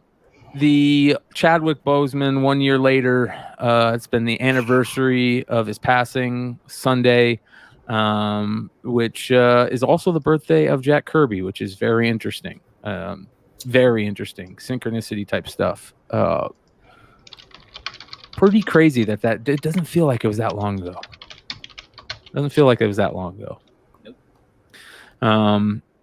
Yeah, COVID time is simultaneously like a million days and like 1 day. You know what I mean? It's like Yes. dog years and then like a blink of an eye. I don't know how I'm to telling quite you, the explain Matrix it. has been glitched. We've been glitched. There's just weird shit going on. There's weird shit going on, dude. Yeah. And then nobody knows how to act. Yeah. Finally get out of the house and shit. You know what I mean? Sporting events, people fighting in concerts, and kids in school have no idea how to, I don't know, behave themselves. They have no idea. Everybody's Yeah. sitting at In home one too another's fucking long, man. mouths. Yeah, Remember, there's a everybody's life you gotta go spitting on- live. Well, speaking of that, 186 people watching live. Thanks for hanging out with us, guys. If you guys don't know, earlier in the show, we had a comic book legend on with us, which was really, really cool. We had JG Jones on to talk about an absolutely amazing cover that just got released today, right as the show was going live. Primordial #1, the new Jeff Lemire image series that just reeks of Americana and Cold War space race goodness. Absolutely gorgeous cover. You can get the trade dress or the Virgin for $14.95 a piece, or the set for $25 over at Wanted Comics webpage. It's Wanted Comics with an X. We'll drop the link in the chat, but it was really cool to be able to talk with JG Jones, who has been battling some health issues over the years, and it's nice to get a chance to see him, his health coming back and seeing him work again. It's very cool. So make sure you guys go check that out and give Wanted Comics some love from our end. Good stuff. Do you guys think that we'll see a lot of space, like Kirby space stuff here soon? Galactus, Silver Surfer. Yes. I mean, They're opening the door with Celestials. Galactus, yeah. Marvel has all the time in the world. Yeah. I think it'll probably be years before we see like pretty much it'll probably be like a couple of decades before we see like everything that the MCU has to offer. I hope I can live Machine- long enough. If I know, Machine right? Man shows up Yeah. in the MCU, I give up. Yeah, Yeah. I'll be out. I'll be yeah, that would. What's the character that we see where we know, okay, this shit has jumped the shark. Hmm. What's the Machine character? Man's up there. Come on, yes, there you go. There it is, right there. Command. It's a DC character, right? Yeah. What about Kazar? Kazar, that's who it was. Yeah, Kazar, right? Yeah, Oh my god. X-Men 10. Yeah. I had like an 8.5, and I was trying to trade it to this deal because I won it like 3 a.m. on eBay. I was trying to trade this dealer. He's like, Kazar. No one cares about Kazar. And I'm like, God damn it. Oh, but it's X-Men, and it's an 8.5, like 60-year-old book. He's like, nope. I'm like, damn it. Oh man, I would love to know. Chat, if you're watching live right now, let us know the Jump the Shark character. That if it shows up in MCU, you're done. You're getting up and walking away. Hold on, wait. Who was the leaked villain from Silver Surfer, Terrax or whatever? Yeah. Sauron? No. Remember there was that one random issue of the Silver Surfer run that went from like $1 to $40 overnight. You remember? No. Oh, you guys. Shit. Somebody in the chat will remember. 2 people just posted at the same exact time. Speedball. Yeah. That'll be it. He was on Preacher. Yeah, he was. Yeah. Okay. No, that was just a great episode. Never mind. Tarzan is Conan, maybe. I don't know if Conan shows up. Conan's coming, buddy. Conan's coming to Netflix. Conan's beloved though. Yeah. Oh, maybe I can't not wait. as much as some of us being a kid, but that's what people sort of don't realize. Talking the old school dudes, he was about the most popular character in Marvel in the early 70s and such. You know what I mean? Conan was outselling everybody. Does he count as an MCU character, or? Well, I don't think they've got the rights to him for film. The comic Like, rights, but not the. Yeah, I film think they've got just the print. Now, Okay. my question is, can we see a the old man Conan? What's it? The King Conan? with Arnold before I die. I wish. I Like, thought that's I what would we were kill for getting. that. I thought we were getting that. Like there was a short time period where we were like, oh, they're talking about doing a King Conan movie, and never I still happened. buy those King Conan ones whenever I see them. I'm just like, Yeah. Shout out to Christopher Colbert. He says, "Got to stop thinking like comic Legend. fans. A bad comic storyline can make for a great script in the right hands, and vice versa. Same with crap characters." Great point. That is a great point. I It's agree. totally true. I'm buying in weird characters. Yeah. You know? Yep. Colbert's bright. We're really lucky to have him as part of the channel. He's got a real fresh and insightful perspective. Yeah, Jib Comics might have hit it out the park on that one. Yeah, there we go. I Yep. give it to Winner. them. I'm done. Winner, chicken dinner. Yep. Crazy stuff. All right, let's get into market report, ladies and gentlemen. We have a basically a comics only market report tonight, just because of having JG Jones on. Took a little bit of extra effort, so let's get into the comic only market report tonight. John Z was hopefully going to try and be on, but he's got West Virginia internet tonight, so it's just the way it works. All right. Market report. All right. King Spawn, he says, going very strong, even though the print one was large. Obviously, these two sales are bonkers. One's already been graded. Did they take any of these and grade these off the bat? I don't remember that. They must have just sent that in. Paid for walkthrough. They come with the pre-made paper walkthrough, but they do come with the COA so that you can get them all graded without the raw. witness. Sold for $1,000. Yeah, that's plenty. What was the retail for that? 500 to 7. I think 500 was about the low. So 250. You mean what would it cost to get one? Yeah, if it's a 1 in 250, what's the cover price? Is what, $5? Like the release day price. Like it was going for like 500 to 700 at a release day, if I remember correctly. I think a lot pre-sold it like $500 or $600 from some of the bigger retailers, and but definitely saw them for upwards of that. But that was the low end, I think. Yeah. Oh, $7.99. Everybody's saying about the same thing. $8 cover price. That's interesting. Shout out to Louis Olivo. I'll hit you up afterwards, brother. We can figure some stuff out. Astro Wizard, I still owe you a book. I'm an asshole, but it'll be in the mail. I'll make a note to do that. I don't know, man. Are we going to see this decline rapidly, or is just Spawn too much of a big character, collectible character, that this could be one of those Spawn books that always is collectible, even though the print run is massive? I mean, it's a great cover. I like it a lot. I mean, it's Spawn, and if 1697.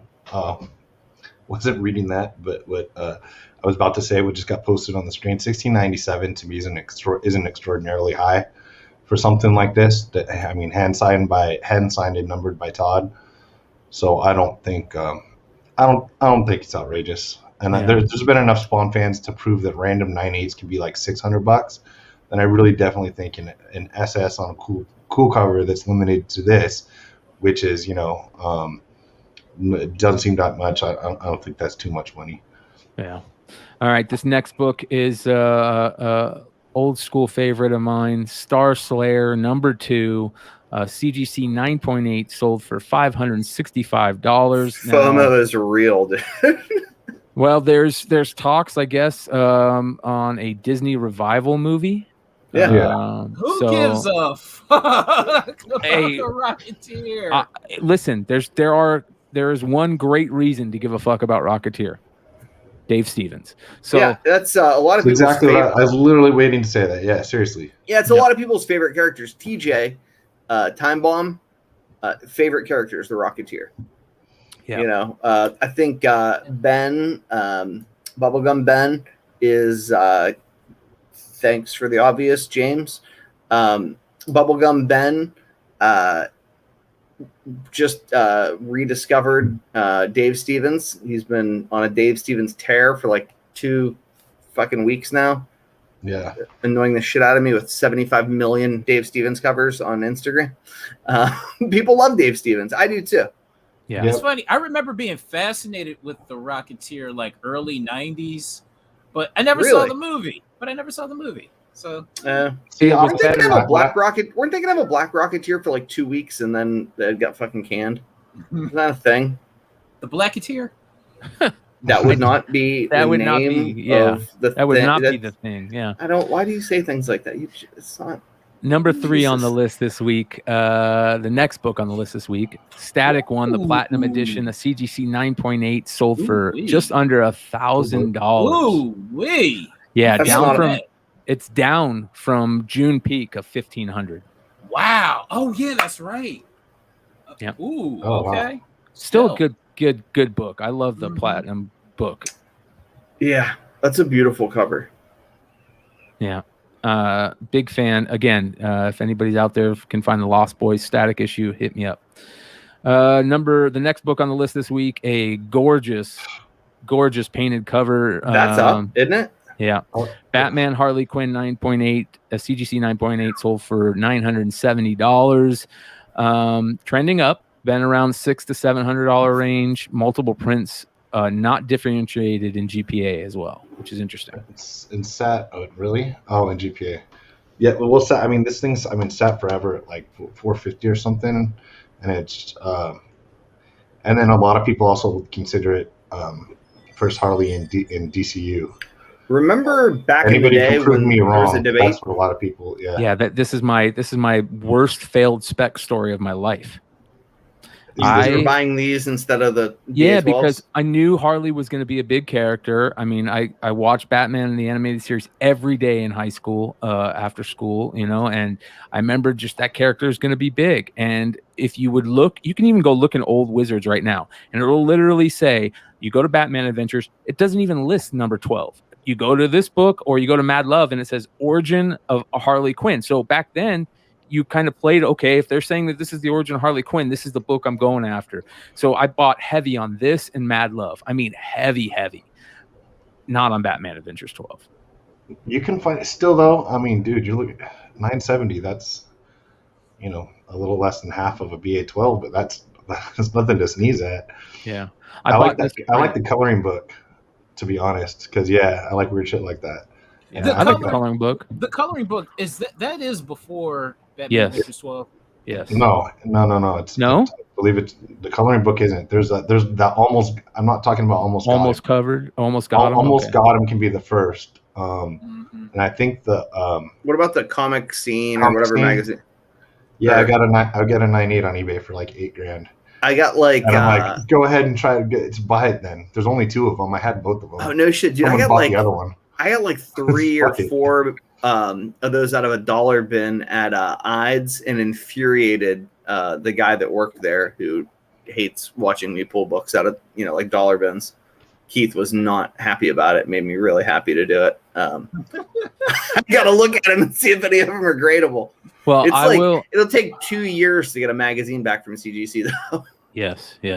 And I got to I think send it's some like a in right 9 now. Oh, dude, it's like a 9-month turnaround. No bullshit. Yeah, just wait until you'll know why I got to send some in coming up here shortly. But I Nice. will say about this book, if you guys like Alex Ross stuff, covers and like a lot, go search out his prints. You can get limited lithographs of this.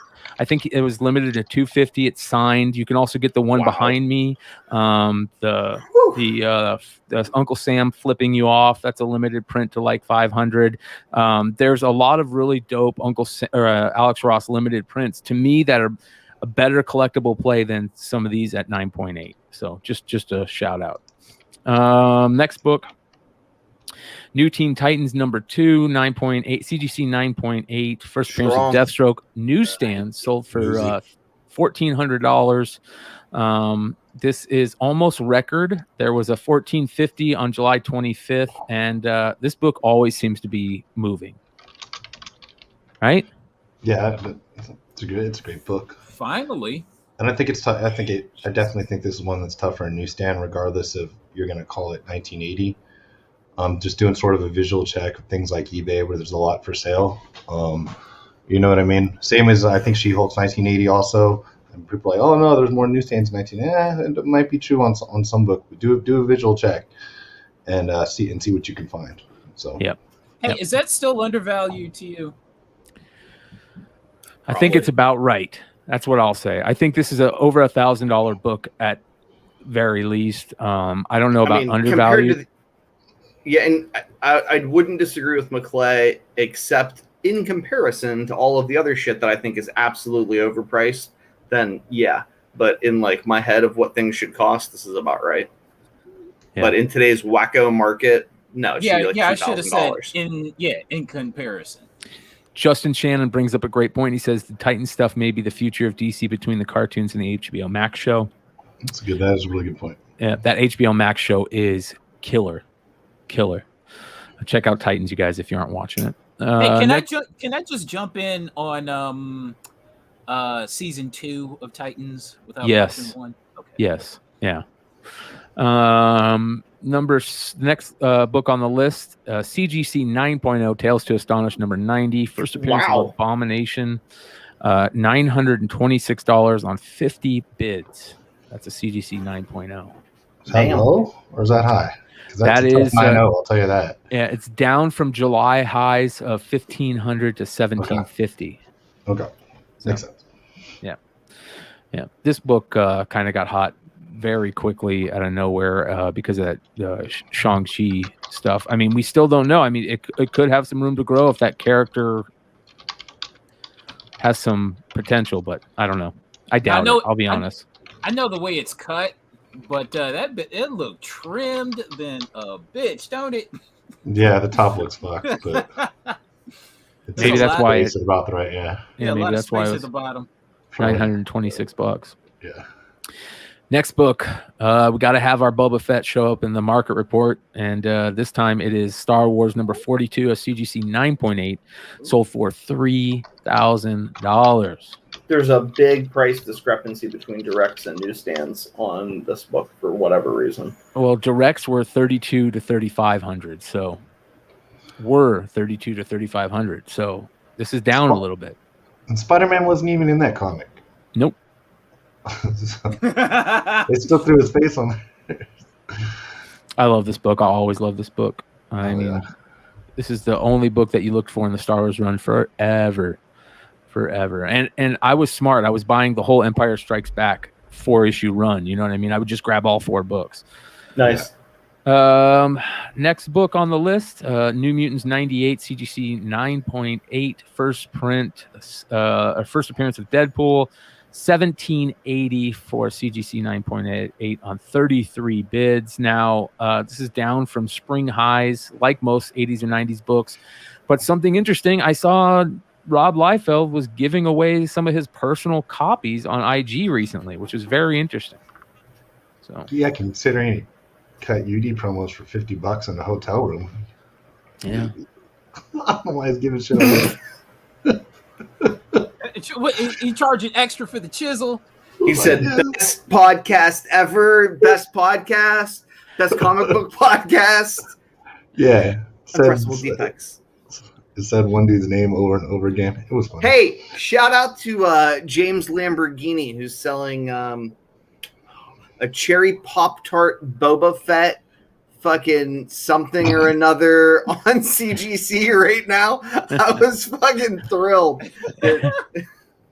Uniform 13 says McClay Uatu, the Watcher action figure, comes out 10/18. Pre-orders gone, but search on Google and there is a shop that's still taking pre-orders. Thank you for that, sir. I'm a huge fan of the Uatu and the Watchers in general. Appreciate that. You guys think this book's just fucking poised for another price jump like Goofy? Yeah, it should. My goal last year was to buy at least one of those, not necessarily 9.8 every month. I purchased 0. And then I've got, there's also, really couldn't shop in person, unbeknownst to me last year, but anyway.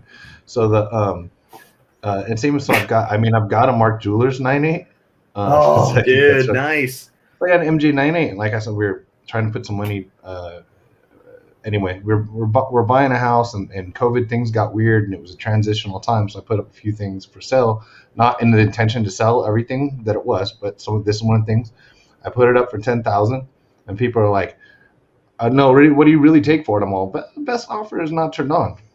You pay me 10 grand, you can have it. Otherwise, that's it." So Which first is probably a appearance, good deal for the record. it's sold for $10,000. Not my Yeah. copy. I still have mine, thankfully, but it's sold for $10,000 since then. So Yeah. I was like, no. I was like, the rarest, this generation Spider-Man. I mean, or you know what I mean. Maybe Miles is, but you know what I mean. Like a created in our lifetimes kind of character, popular movie, everything that there is. I mean, Deadpool's got everything going for it. The Copper Age Wolverine. Yeah, exactly, man. Yeah, Wolverine. So pretty much. And so the rarest first appearance, other than maybe the Australian thing, but who cares about Australia? You know, fuck them, mate. So, yeah, we're definitely gonna take some hits for that one. It's already tomorrow over there, so they're not watching already. Yeah, Paul Nichols and Errol Molnar are already mad at me. I've already got messages. I was just gonna say, shout out to my favorite Canadian Australian Earl Molnar. Dropping. He's got arms that are bigger than my body. I've been to Australia twice, and I absolutely loved it. So I just don't have an Australian copy of this book. All right, our next book on the list, Power Girl number 27, a CGC 9.8, No sold one for gives just a fuck under about that book anymore. Yeah, $300. The only time that anybody cares about Power Girl is when someone's cosplaying them, and some fucking dirty old man can be like, "I'd like to see your breasts, ma'am. Will you take a picture with my kids?" Yeah. This is down, obviously, from around 450 used to be yeah. Does the what if animation remind you guys a little bit of Adam Hughes at some point? Yes. At its best, it sure I kind of get get that in some of the stuff, yeah, and which makes me and I'm really enjoying that now, by the way. Yeah. Especially episode 2, but yeah. Next book is Voltron number 1, a CGC 9.8, sold for $504 on 21 bids, which is crazy. This is about where it's been this whole time.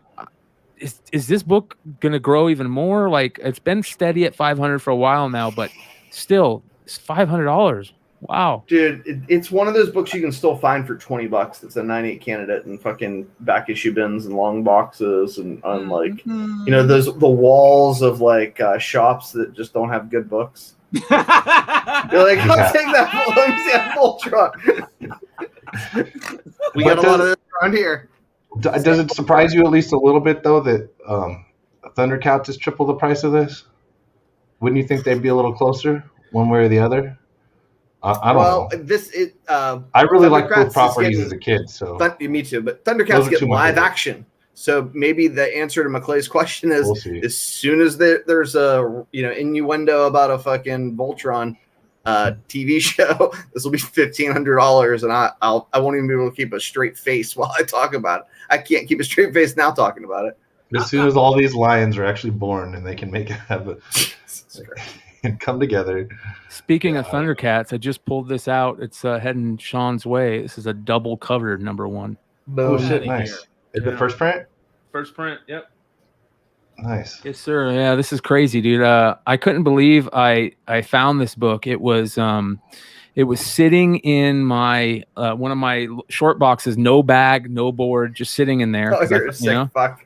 Yeah, and I grabbed it and I'm just talking to my dad and I flip and I'm like, oh my god, this is a double cover, and it is and it is beautiful. I mean, just gorgeous. So I was stoked about that. Always check your books, you guys, for double covers and and great creators' autographs on the inside cover. That is. You know what's nice about Thundercats? Not a single other book in the run's worth a fucking nickel. So like, you can just buy them for $1 a piece if you want. Yeah. Next book on the list, Ultimate Comics Spider-Man, the Pichelli 1 in 15 variant, $860 on 19 bids.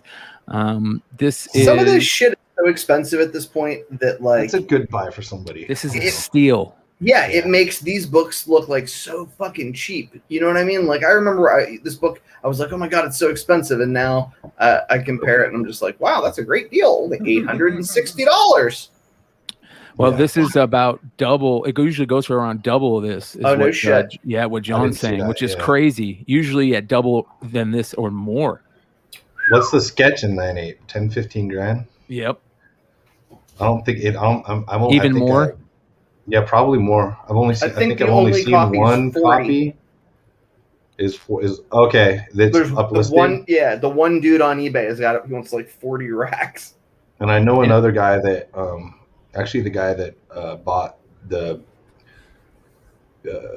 myself and Nick H had Oh, yeah, you got your the D23 sketch variant and graded it for him 9.8 and took like, I don't know, 7 or 8 grand for it or something like that. And he's one of the only other people with that. But that dude's got money. He's not.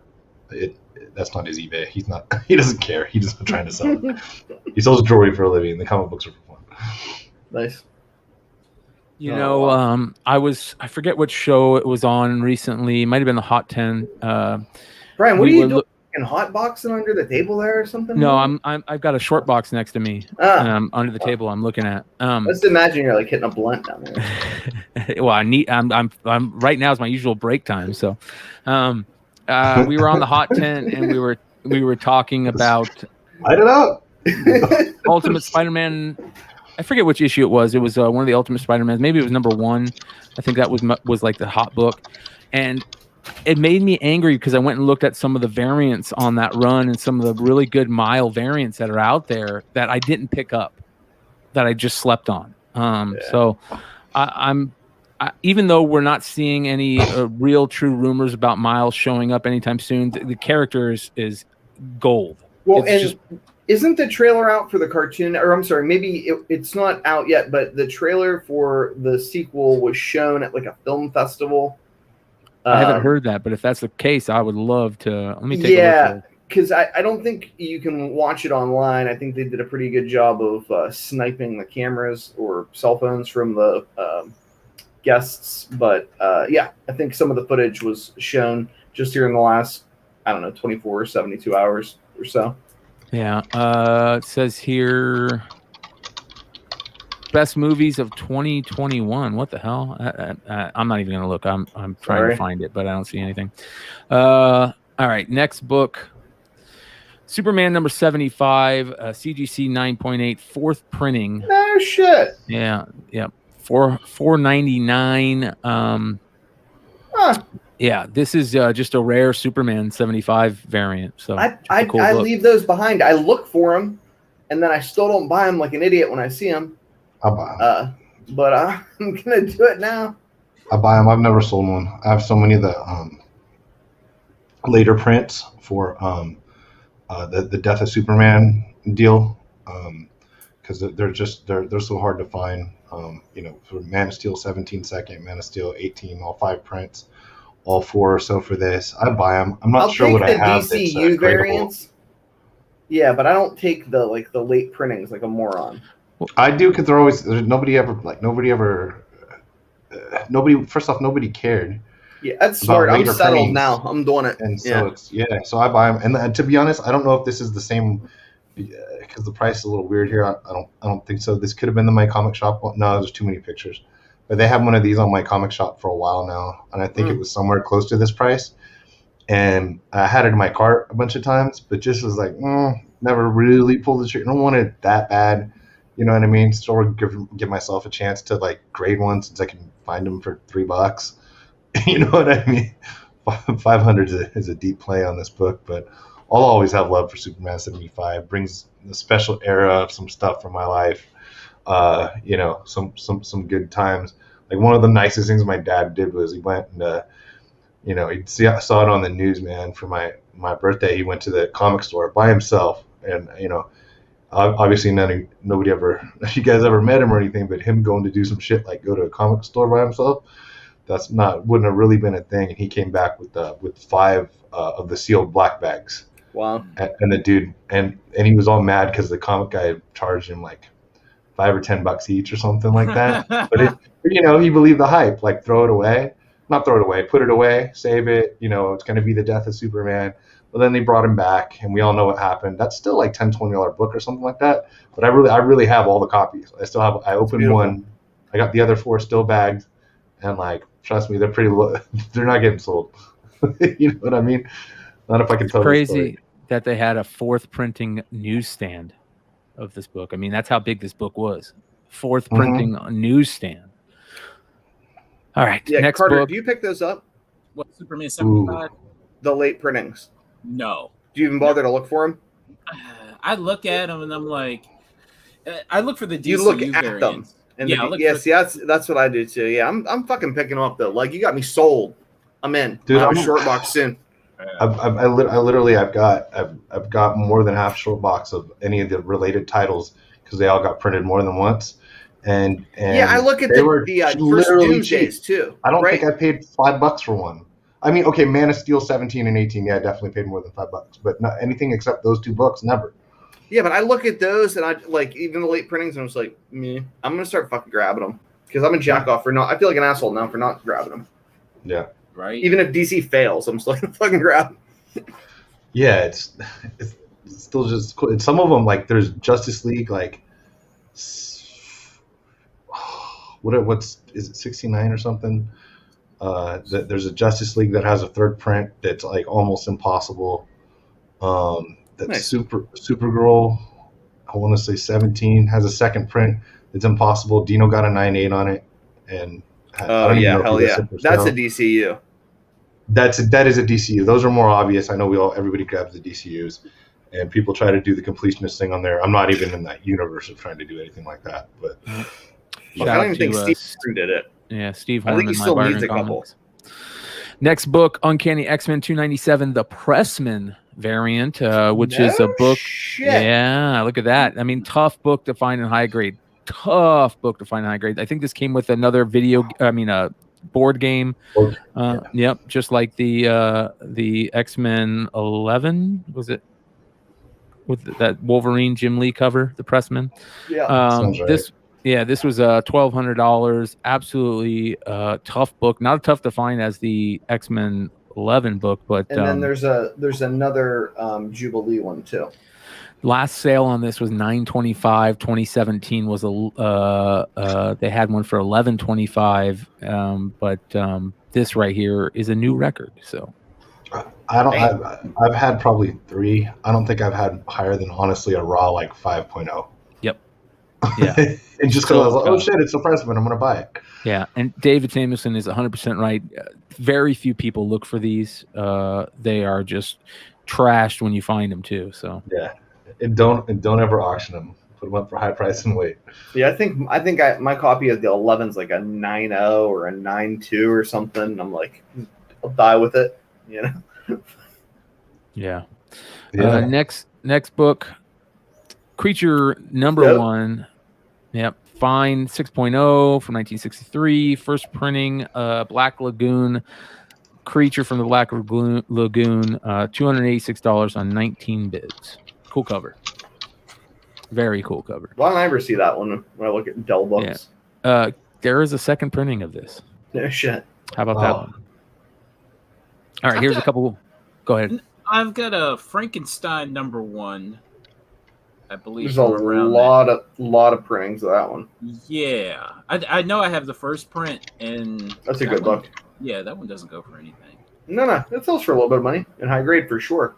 Like maybe 100 for like a fine copy or something like that. Okay. Here's a couple weird ones. Incredible Hulk number 1, 1962, no cover, 41 bids, just under $2,000. Gotta love that. There's your. It's the best no cover looking book of them all. Yeah, that thing was yeah. Yep, one of the best. Great first page in that book. Another one, Fantastic Four number 1 cover list. Damn, $2,600, 27 bids. So there you go. 9.9 goodness on this next one. Spider-Man number 1, CGC 9.9, $1,125 on 27 bids. You don't see it? You don't see it, Carter? No. I mean, It's a dollar book, like all day. Not anymore. Regardless of it being a 99, there ain't no way. You can put that money towards something else. I sold raw. You take the platinum though. I'll take any of them. I love this book. Yeah, I love it, but like that the- I don't mind selling it. I mean, I've got down to my last one now. I have an SS Stan Lee and McFarlane, Nice. and I'm rolling with that. And then Yeah. you know the rest are just bonus. But I sold a raw this book on Whatnot, I think, for $40. Well, how about this? And one of these sold last week, a different serial number for $1,600. Damn. Mhm. Yeah. I mean, I'm like you, McClay. That book was so important to my childhood. Yep. I still 100%. buy them. Yeah, I mean, I'll pay like $10 for a newsstand copy. Yeah. I think a lot of people also have their love has faded for this book too because of the homage. Oh God, Jesus yeah. Christ! Talk about beating a fucking horse to death. Yeah. Somebody put a moratorium on that shit. What the fuck? I still love them. This next one, here is why I need to start sending off some magazines to CGC. That's serious money for a 5.5. This is no, it's not. This is a special book, and people don't realize this. And I don't know if they realized it when they bought it because they did not mention it. Look at what that star says. It says free sample copy.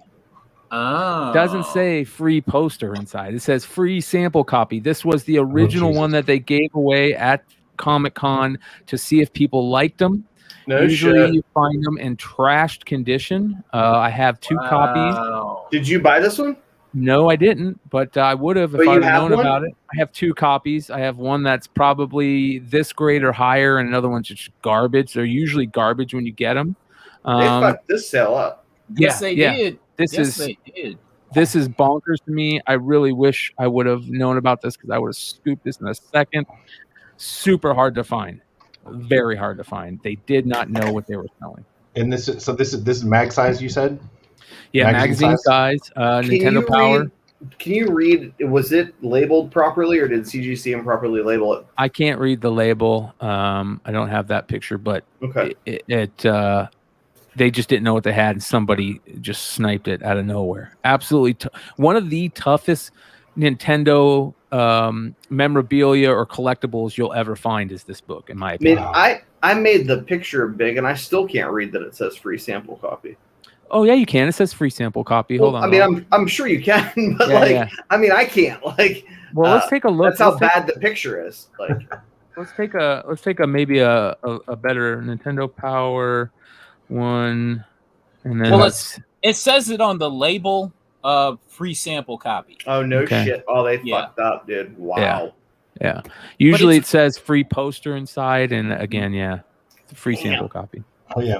Do you know what my comic shop does. My comic shop doesn't even have it. Doesn't even have this one listed. Like they've never had a copy for sale. So you know what I mean? Because anything that they've had listed for sale is gonna show up. All they have is the free poster inside. That's telling. Yeah, Brandon P. They did mail these out, but not this one. Again, this is the free, and I'll show you guys. Let me see if I can find something to show a little bit better. Nintendo. Trying to look up the census on it. All right, let's see if I can find a site that talks about this. All right, here we go. So they're, I guess, obviously they call it a variant. Here we go. Let's take this is the first thing that I looked up, but as you can see here, free sample copy. That's a nice copy there. Yeah, this is how they usually look right here, man. Jeez. Yeah. So that is pretty bonkers. Yeah. So yeah, there's 32 of these on the census. That's more than I thought, including an 0.5. Wow. Yeah. The highest, there's 2 9.4s, 3 9.0s, 185, 2 80s, 175, 2 70s, 3 65. So there's like about half of them are as nice as this or better. But like we were talking earlier, you know, about video games, collectibles, and all that stuff. Clearly, this fits the double bill of the double collectible deal here. So yeah, this being one of the top whatever 20 copies in the world. It's probably a good deal. Shout out to Matt DeVoe. He was the one on guy it early, dude. Early as hell. When I showed him my copy of this, he shed a little tear, I think. So shout out to Matt DeVoe at cover price. All right, next book on the list, Fantastic Four #4, a CGC 3.5, first Silver Surfer, first Submariner in the Silver Age, sold for just under $5,000, $4,800 on 41 bids. I've seen this book a lot. Colbert just picked one up. Yep, tough book. Real tough book. Yeah, really good. Do you guys stuff. like this or Golden Age Namor? Or nobody likes Namor 1 as a spec play. I'll take any of them. Golden Age any day. Yeah, pre-code Golden Age any day. I'll take any of them. I'm with Annie, just price point wise. I need to like dig in and figure out like where he's where Namor snatches Reed's wife. Right there. Yeah. Like how that all goes down, like when they're dating and shit. Like I want to figure out what issues or what. Yeah, I totally heard you completely wrong on that. I don't know if I should repeat what I thought I heard. Yeah, I thought you were trying to figure out where Namor snatches. No, that would be weird. Then he paused and said Reed's wife. And yeah, well, I just and then I'm all, why are you calling her a snatch? And then I was like, oh, wait a second. I just completely just ignore me. Just ignore me. Right. Everybody's just totally dogging Namor fans out there. Listen, Namor got really cool in Ultimate Fantastic Four. I'll just say that. And he was cool in the Golden Age too, but he was like also like what's the word I'm looking for? A genocidal maniac. Right? He was loathsome. Yeah. But he's had a lot of mental issues. Next book, real tight.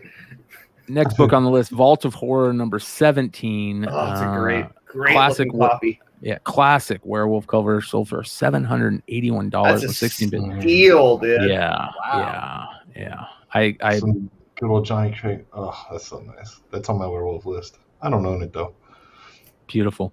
Next book, Pioneer Picture Stories #6, a classic World War II cover here, sold for $2,700. Wow, 6.5.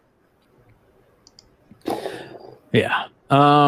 Let's see here. This is a Diary of a Horror. Oh, that's hard. Look at that. Yeah. Ooh. Classic pre-code horror one shot 5.0, a CBCS 5.0, sold for $736. These are books I would just not be putting in no reserve auctions. Like these that. sellers are wild, dude.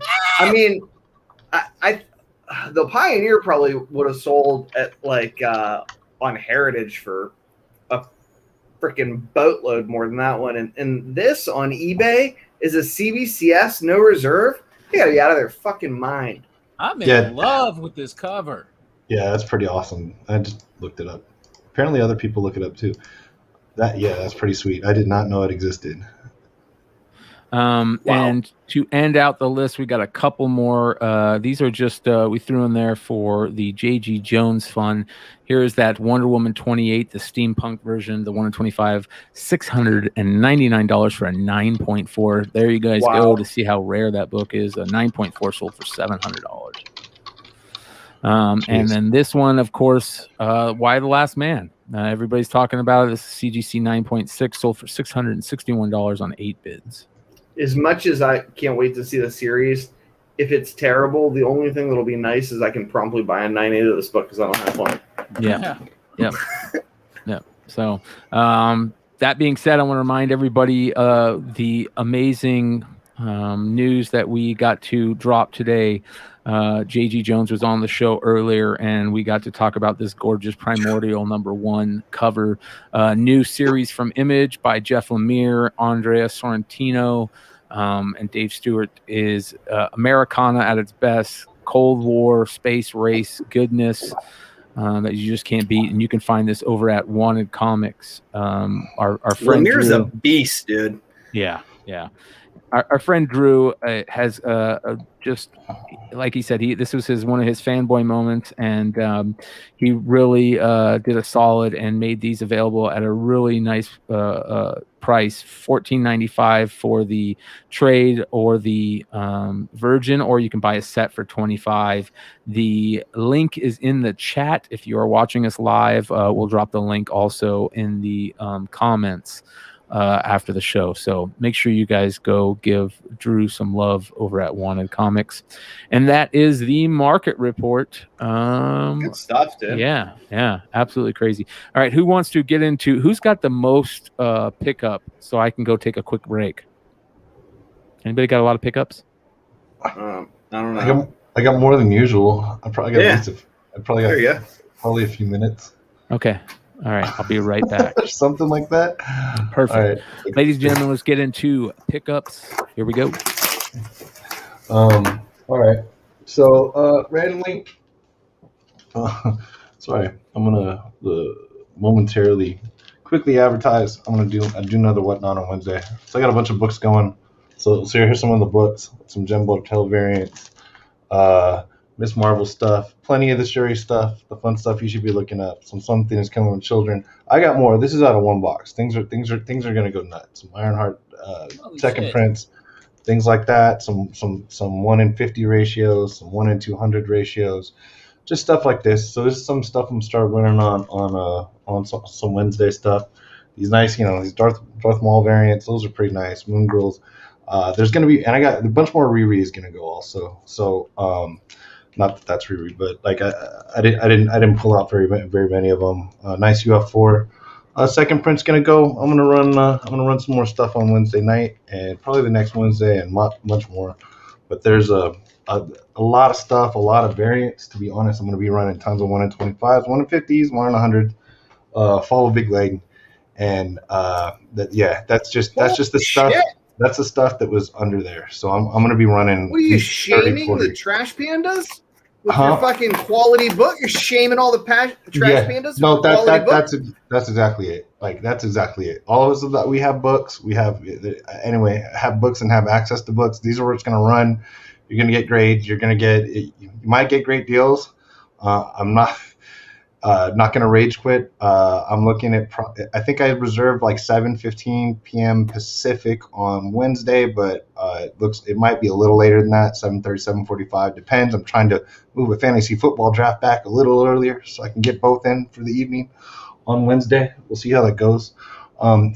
This isn't a pickup because it's not mine, but somebody sent it specifically to go ahead and get this thing because it comes with the COA on the back to get it graded. So I'm gonna go ahead and clean this up and press it. And if you're wondering why I was looking down during the segment when we were talking about this, it's because I was studying the copy sitting next to me that was gonna go. So not mine, but if thing really is pretty in person, I kind of really definitely wish I would have bought in on one of the pre-sales, but I didn't. So anyway. Hey, when it comes to pressing comics that are already signed, do you have to do anything different or special? Not really. Like almost everything's shined in a Sharpie, and that shit is not going anywhere. I mean, some people might not completely know what's going on, and I know a lot of people use, in my opinion, way more moisture than they should on things. Mm-hmm. I've never had a problem. And there's definitely ways to limit damage, but I can't even think of one problem I've ever had pressing a signed book. And at that point, to be honest with you though, a lot of times I don't. But like I did just do that whole when we had the Dave Wilkins Masters of the Universe, because obviously we opened the box and then he signed all those copies. So they went to CBCS to get a yellow label. And completely no problems with any of those. That's the most signed books I've ever had to do at once, because people, this COA thing where you can still get it graded doesn't show up. So it's normally people asking for a book to get signed or get pressed before it gets signed, or to send to CGC, something like that. So it's not that common, but markers stay on, and there's not much of a problem. So yeah, I really don't feel like there's much of a problem doing those. So I got those. Gonna give. I got a pile here. Give a shout out to longtime friends of everybody, Stranger Comics. Stranger Comics. I buy most of their Kickstarters, and sometimes you know how Kickstarters get. You forget. You get like the 8 variant package. You might not seen all the covers, so you sort of like you don't remember it all. So they did the Ruining Christmas Kickstarter, and I got my box actually last week, but I opened it today. So I haven't opened them yet. There's a bunch of their trading cards and stuff, which is kind of cool. That comes with it. They always add in all kinds of stuff. So they got the cards and the flyers and stuff like that. They even put a flyer in a bag and board. But so this is actually it's kind of funny because Josh Cozing and Sebastian told Mel and I about this years ago that this Ruining Christmas was going to come out.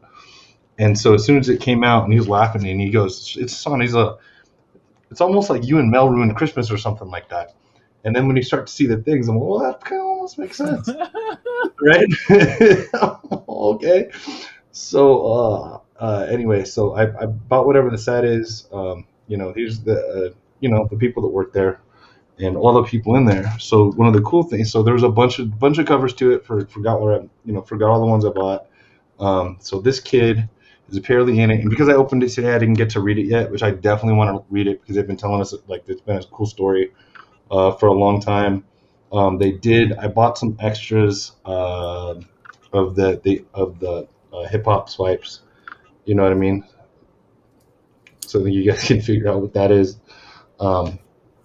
Same with the NWA, but the EWA, Straight Outta Pull. So they've been doing that, and I think I got like one of the lucky mystery packages because it looks like I've got a original sketch that I think from Jerome of it's in pencil, but I mean it's in the package, and I'm like that's pretty cool. So I think I legit got one of the special like hand variants, and so because I only opened this up probably 45 minutes before, I didn't get to hit up Josh or Seb or anybody and see what's up. But I'm 90, but it's clearly a pencil drawing blank that they got sent out. So pretty happy to do that. I really want to read this because I've been waiting to read this for a few years, but because I only opened it today and I got it on like Friday or something, I haven't been able to read it. So I got those. I got some other spec copies of that. Also, these are just are from our friend Aaron Yee. Was running his whatnots. A lot of us, we'll bid stuff on each other's books and have a good time. So got some good deals from Aaron. He knows how to ship. Everybody should follow him on whatnot. So we all know what Bishop is. Nothing to do. This is the San Diego Comic-Con lock and key variant. So it's a little pretty limited. I want to say he said there was 500. I'm not completely positive on that. This is a number 16. I forget who, but I think it's a first appearance in this line. Aaron, right? I have been a little. I don't know if he's still in the chat. He's probably busy. No, these are from Aaron. Yeah. And so anyway, so he ran those, and I got those, and I also bought some slabs, and got 3 books back from CGC. So on my Instagram, we know what CGC ones are. The announcement that surprised no one. I still went with the second print of number 9. First thing to grab a couple 9.8s. This is Great's back. It just is, and sticking with the character. They've got big plans for. This is something I plan on holding for a little while. Definitely, put one up at a crazy price or something. A 7 second print. Grab one of these as well. I never see that fucking the last time I saw that book was when that book got hot 5 years ago. When it first came out, and that's the last time I saw a second print. Yeah, and see that's the guy that has the guy that does coasters in Pittsburgh, Carter. He turns shit into coasters. Like Really? he cuts fucking up comic books and puts them on fucking coasters and shit. Uh-huh. I bought a bunch of 7s and 9s from him at like market price. I was the happiest fucking guy in the world. And then he was bragging to other dealers. He's like, I took advantage of that guy on the YouTube show. Yes, you did. So I was sort of laughing, and I didn't realize this. So the dude I bought it off on eBay actually originally had the census numbers up, and I read this off last week. So we've got first print in this 9.8s, 1173 universals. Third print, which caught nobody really by surprise by that time, and it came out a lot later, 259. There's only 32 9/8 of this on the census. So even though people are thinking third print, like, you know, if Carter can't find one, so I went, I paid, you were 2 for 2. Those are both super low census. The 9 second print has a super low census too. I was smart, I couldn't man. wait any longer. I thought we all knew. I mean, no reread's coming. You had to. So, and as soon as like people started informing other people, it's like, okay, so let's do that. And so these are my subs. If you're on Instagram, you saw it because I did the unboxing. So this I thought was maybe 9.2, but because it's newsstand and because of the movie, I decided to go in there and throw it up and see how it does. Thought maybe 9.2, but whatever, can't complain that much. When you're off by the 0.2. Did go with the Spidey cover. I usually don't buy that stuff, so they do have all the info on the back, like first appearance of Carnage, blah blah blah. So instead of doing on the picture on the front, it's a book I've had forever, and same thing. But the other two, definitely no complaints. Bang bang. Oh, you know what I mean? So I can't complain with these. That's tough, dude. That's tough stuff. Hey, Sean. Okay, on the back, does it have that little neck on the bottom? On the front, they both do. Yeah. I didn't actually forgot to check the back. I knew they have them on the front. Yeah. Oh, it's on the back also. But yeah. Wow. Goddamn. So you see, basically where Carnage's knee is, this is a printing defect. You can sort of see the slit. Wow. Okay. Right? Nice. And yeah, you're right. So on the back right here, it's hard to see, but yeah, I see it. Yeah. The printer grabs. So right there, yeah, the printer grabs. And you did great, man. I've talked to people and I knew these. Well, you know what? I did okay. Press them. I paid for them. I paid for Express tier because I've had all 3 of these copies for a long time, and I always knew they were nice enough. Never pressed them. I'm never really in that big a hurry to sell nice first appearances just because I have them. And when you have 3, you can let some go, right. And then or whatever. So anyway, so yeah, I grabbed those and I went with the logo. I paid. I did Express tier, and I got them back in a week. And so it was like, so it costs $100. So it costs $100 to grade it instead of I don't know, fast track would have been like 38 or something. And I have a 15% discount, so I think it's 120 for Express, but it's minus 15%, so a little over 100. And so I went with those, and they worked out. They got it back fast. I sent some other books fast track, and they're also done.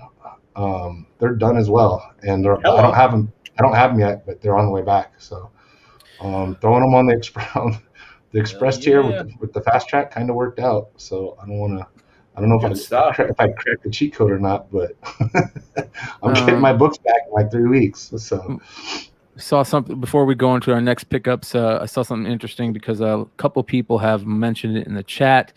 I guess there's a new Marvel Legends HasLab figure for Galactus.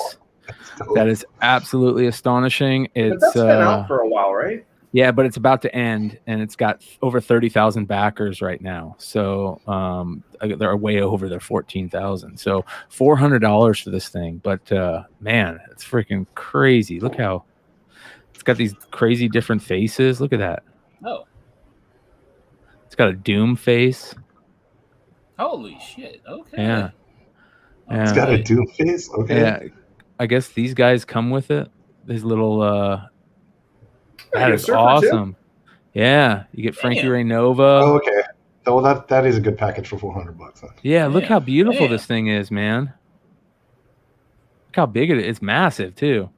I thought that they were like already in stores because I've heard people talking about them for so fucking long. Well, do you remember when they did the first Build-A-Figure wave and they did the Galactus wave in Marvel Legends? Oh yeah, That's when I started buying cases at a time, just because I was like, those Build-A-Figure waves are so cool. Yeah, really cool. So dope stuff there. Yeah, cool. All right, who wants to go next? I'll go. All right. We got an unpackaging. Ooh. Uh-oh. All right, so let's see how this goes. Shit. I don't know how this is gonna go. So I'm excited to see what the hell you bought. Yeah. All right. Ooh. If it's a film poster, can you tell me now? It's definitely not that. Oh. But I'm in love with St. Ides posters. And so we got this for $20. That's awesome. Yeah. So Old this is school my Snoop Dogg stuff. Yeah, this is my second St. Ides poster. So we got that for $20. Yeah. ST Cricket IDES. Ooh, you know what it is. Hell yeah, dude. All right, what's next? Ooh, I'm excited for this. I've never shown this before. I just got this on Saturday. So we got an X-Men 129. There it is. It's in probably very fine minus condition. There is staple rust. Who cares? Direct. This thing is gorgeous. And we got this for less than $40. This thing was less than 40. This was up on the wall, and I'm like, what's up with that? I looked at it, and I'm like, oh, okay, this is a no-brainer purchase. No-brainer. All right, what's next? Okay, I talked about this book, or these next two books on my haul video last or on Saturday over the weekend, and now. Is there something going on with Secret Wars possibly coming to the MCU? Yeah, of course. It's All right. It's been fine for a year now. All right. So I came across this. So we have Ultimate Comics, Ultimates number 4. So this is a 1 in 50 variant. So, and of course it features the Ultimates versions of the characters that are on the original number 1. And I love this cover, and this cover is really cheap. I believe that there are copies available for like $20. You're fucking killing me. $20 under. We talked about this. Yeah. Oh shit. Yeah, that's right. Sorry. But yeah, there are copies available, and I'm pretty sure you can come across like cover price. No more secrets. Oh. Tales from Flipside. I know, right? We can't. Honesty in comics. We can't help it. Nope. It's a sickness. We too much fun. Yeah, we got to brag about our purchases. So good stuff, dude. I dig the shit out of this. So we got. I was painting over the weekend, so I still have paint on my hands. But we got Miles. You know what I'm saying? Chad Cave's comments great. I'm not going to put it on the screen though, because it's that good.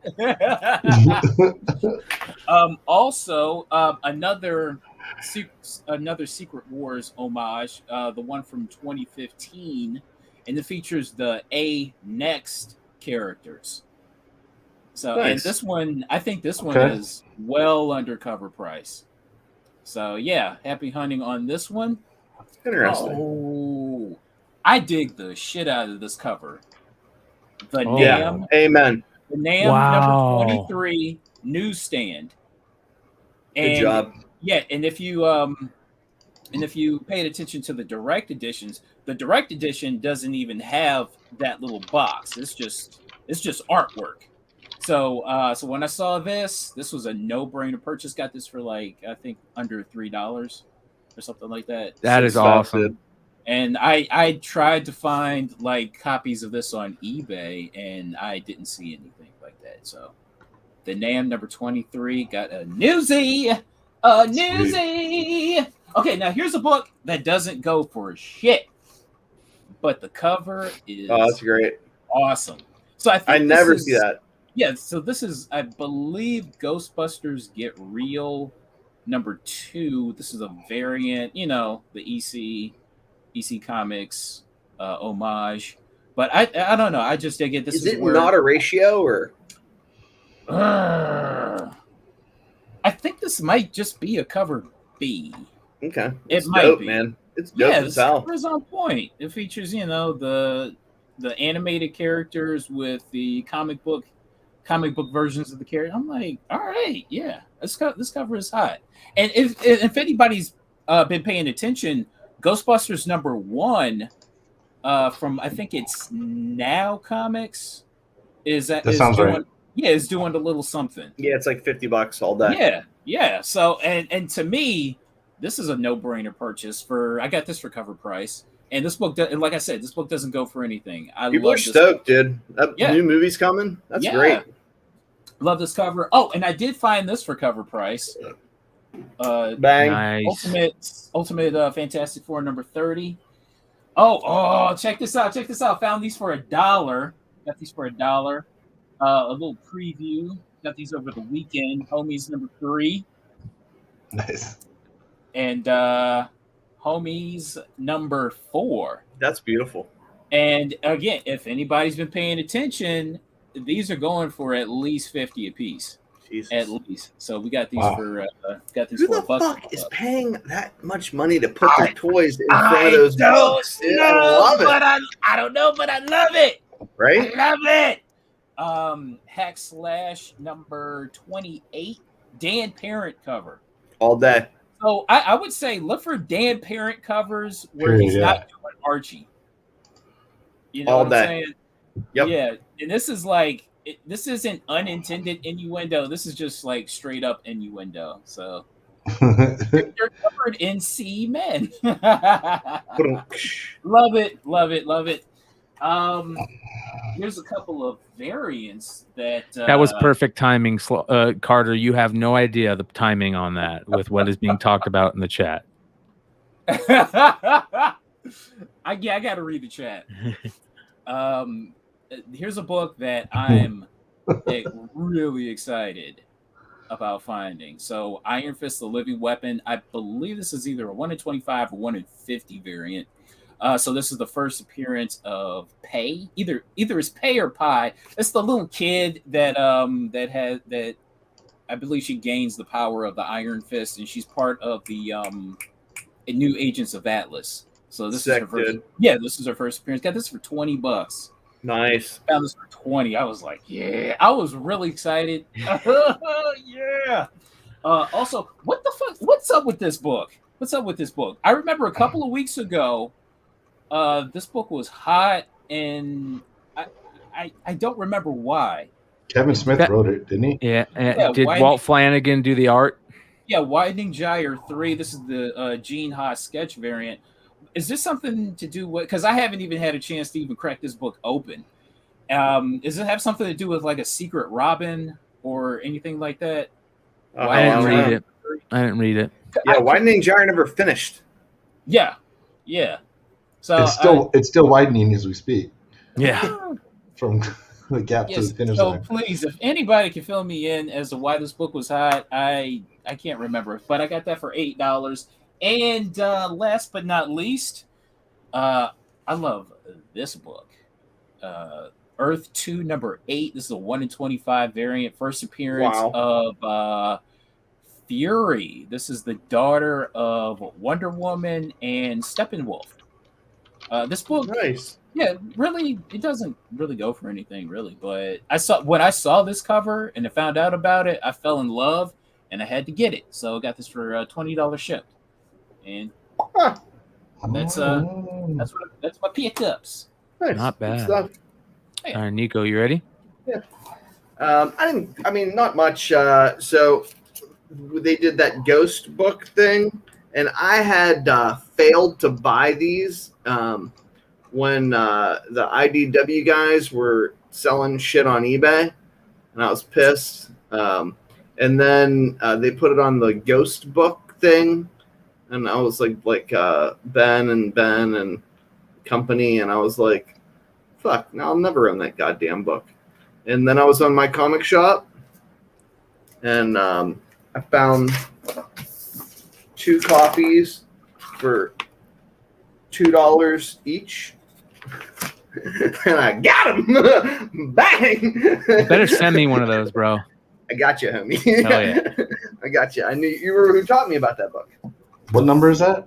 It's like the 1 in 10. It's the I Want to Believe X-Files. So hard to find. Yeah. And That's number 1. Oh, okay. Yeah. Yeah. Now, what was nice is when Nick put our list on his app for like 2 weeks, he fucked up and put the wrong cover on for that one. So the lemmings that follow him on fucking Key Collector didn't buy it from my comic shop, and I was still able to get it. All right. Shout out to my man, Red Hood. Jeez. Thank you. I really do legitimately appreciate your kind work. This motherfucker's going to CGC. God bless Half Price Crook. He is a fucking saint, and he does these amazing things for me because he even puts like little notes like, don't expect too much, asshole. Rusty staples, blah, blah, blah, blah, blah. But he was kind enough to do like a couple Kangs for me. And what's his fucking name? Immortus and all the other, just like a fucking shit ton of books. You know what I mean? So they're all going to CGC. In case you wonder, like, what I send to CGC, here's some stuff I'm sending to fucking CGC. Second print, we'll see how that goes. Let that cat out of the bag. You should be buying those second prints for like $100 million. It'll drive you nuts. Your buddy Nico. Do you send those to him like that, or does he send them back like that? He sends them back like this, dude. This guy just knocked this shit off, dude. I mean, it was like, you're the fucking greatest of all time. Nobody's ever done that for me. People don't even like me that much. So I just sent one of those in. yeah, I mean, legitimately, I have very few friends. Nice. Jessup, Half Price Crook, is a goddamn saint. Yes, pretty awesome, dude. One of the best dudes in the community, that's for sure. Amen. Yeah. Between him and Joe and Leg, we literally are blessed with the best. And I don't even know how to, like, suffice to say, we are grateful to you guys for making these books that we buy from people who are trash pandas and don't know what the fuck they are for nothing, and then you turn them into gold with your skills, your mad skills. All done. Do what I can. Do what I can. Did I talk about my my Todd McFarlane autographs on this show last week? I did. Okay. Yeah. That's the only thing that I've gotten lately. So no pickups for me. All right. That being said, everybody, make sure to hit that like button. Let us know how we did this episode. Hit the bell if you're not already subscribed. Subscribe and hit the bell so you get notified anytime content drops. The shows have been crazy good lately. The last week's Saturday show was off the rails. The Star Wars show did a really good job last night. Comic Book Women was amazing last week. If you guys didn't catch their Riri Williams spotlight part 1 they did, make sure to go check it out. It is the first of 2 spotlights I think they're going to do on Riri. They're just destroying it. And also the Modern Playbook crew are now doing the Spec 10 live on Thursday nights. So make sure you guys check that out. Really good stuff. Shout out to one other thing. The guy in the chat who wanted to know what that X-Men book was, Marvel Tales, McFarlane X-Men covers. Marvel Newsstands Tales or Classic Marvel or Classic X-Men Classic. Oh, wait, I lied. Yeah, it's a Spider-Man book that has the X-Men on it, right? Yeah, hold on. Yeah, you're right. Marvel Tales. You're right. Is it Marvel Tales? Yeah. Marvel Tales. Yeah, Marvel Tales. There's a bunch of McFarlane. I like the Newsies, but even the direct market 9/8 sell for major money. Slab. Yep. And Marvel Age McFarlane's period also. Yeah. Amen. And also, before we leave, I want to remind everybody to, if you guys are over on the Whatnot app, Give everybody that you see on Flipside a follow. You can find a Big Leg there. Carter, I think you're going to be testing the waters out. You've already tried it a little bit. You can find me under the Tales from the Flipside banner. The Tales from the Flipside account is me right now. So anytime you guys see any of us go live, make sure to check in. You never know what you're going to find. And I can tell you for pretty darn certain that the information that we're talking about these books are what is in those books. No trash pandas here. That being said, adios, guys.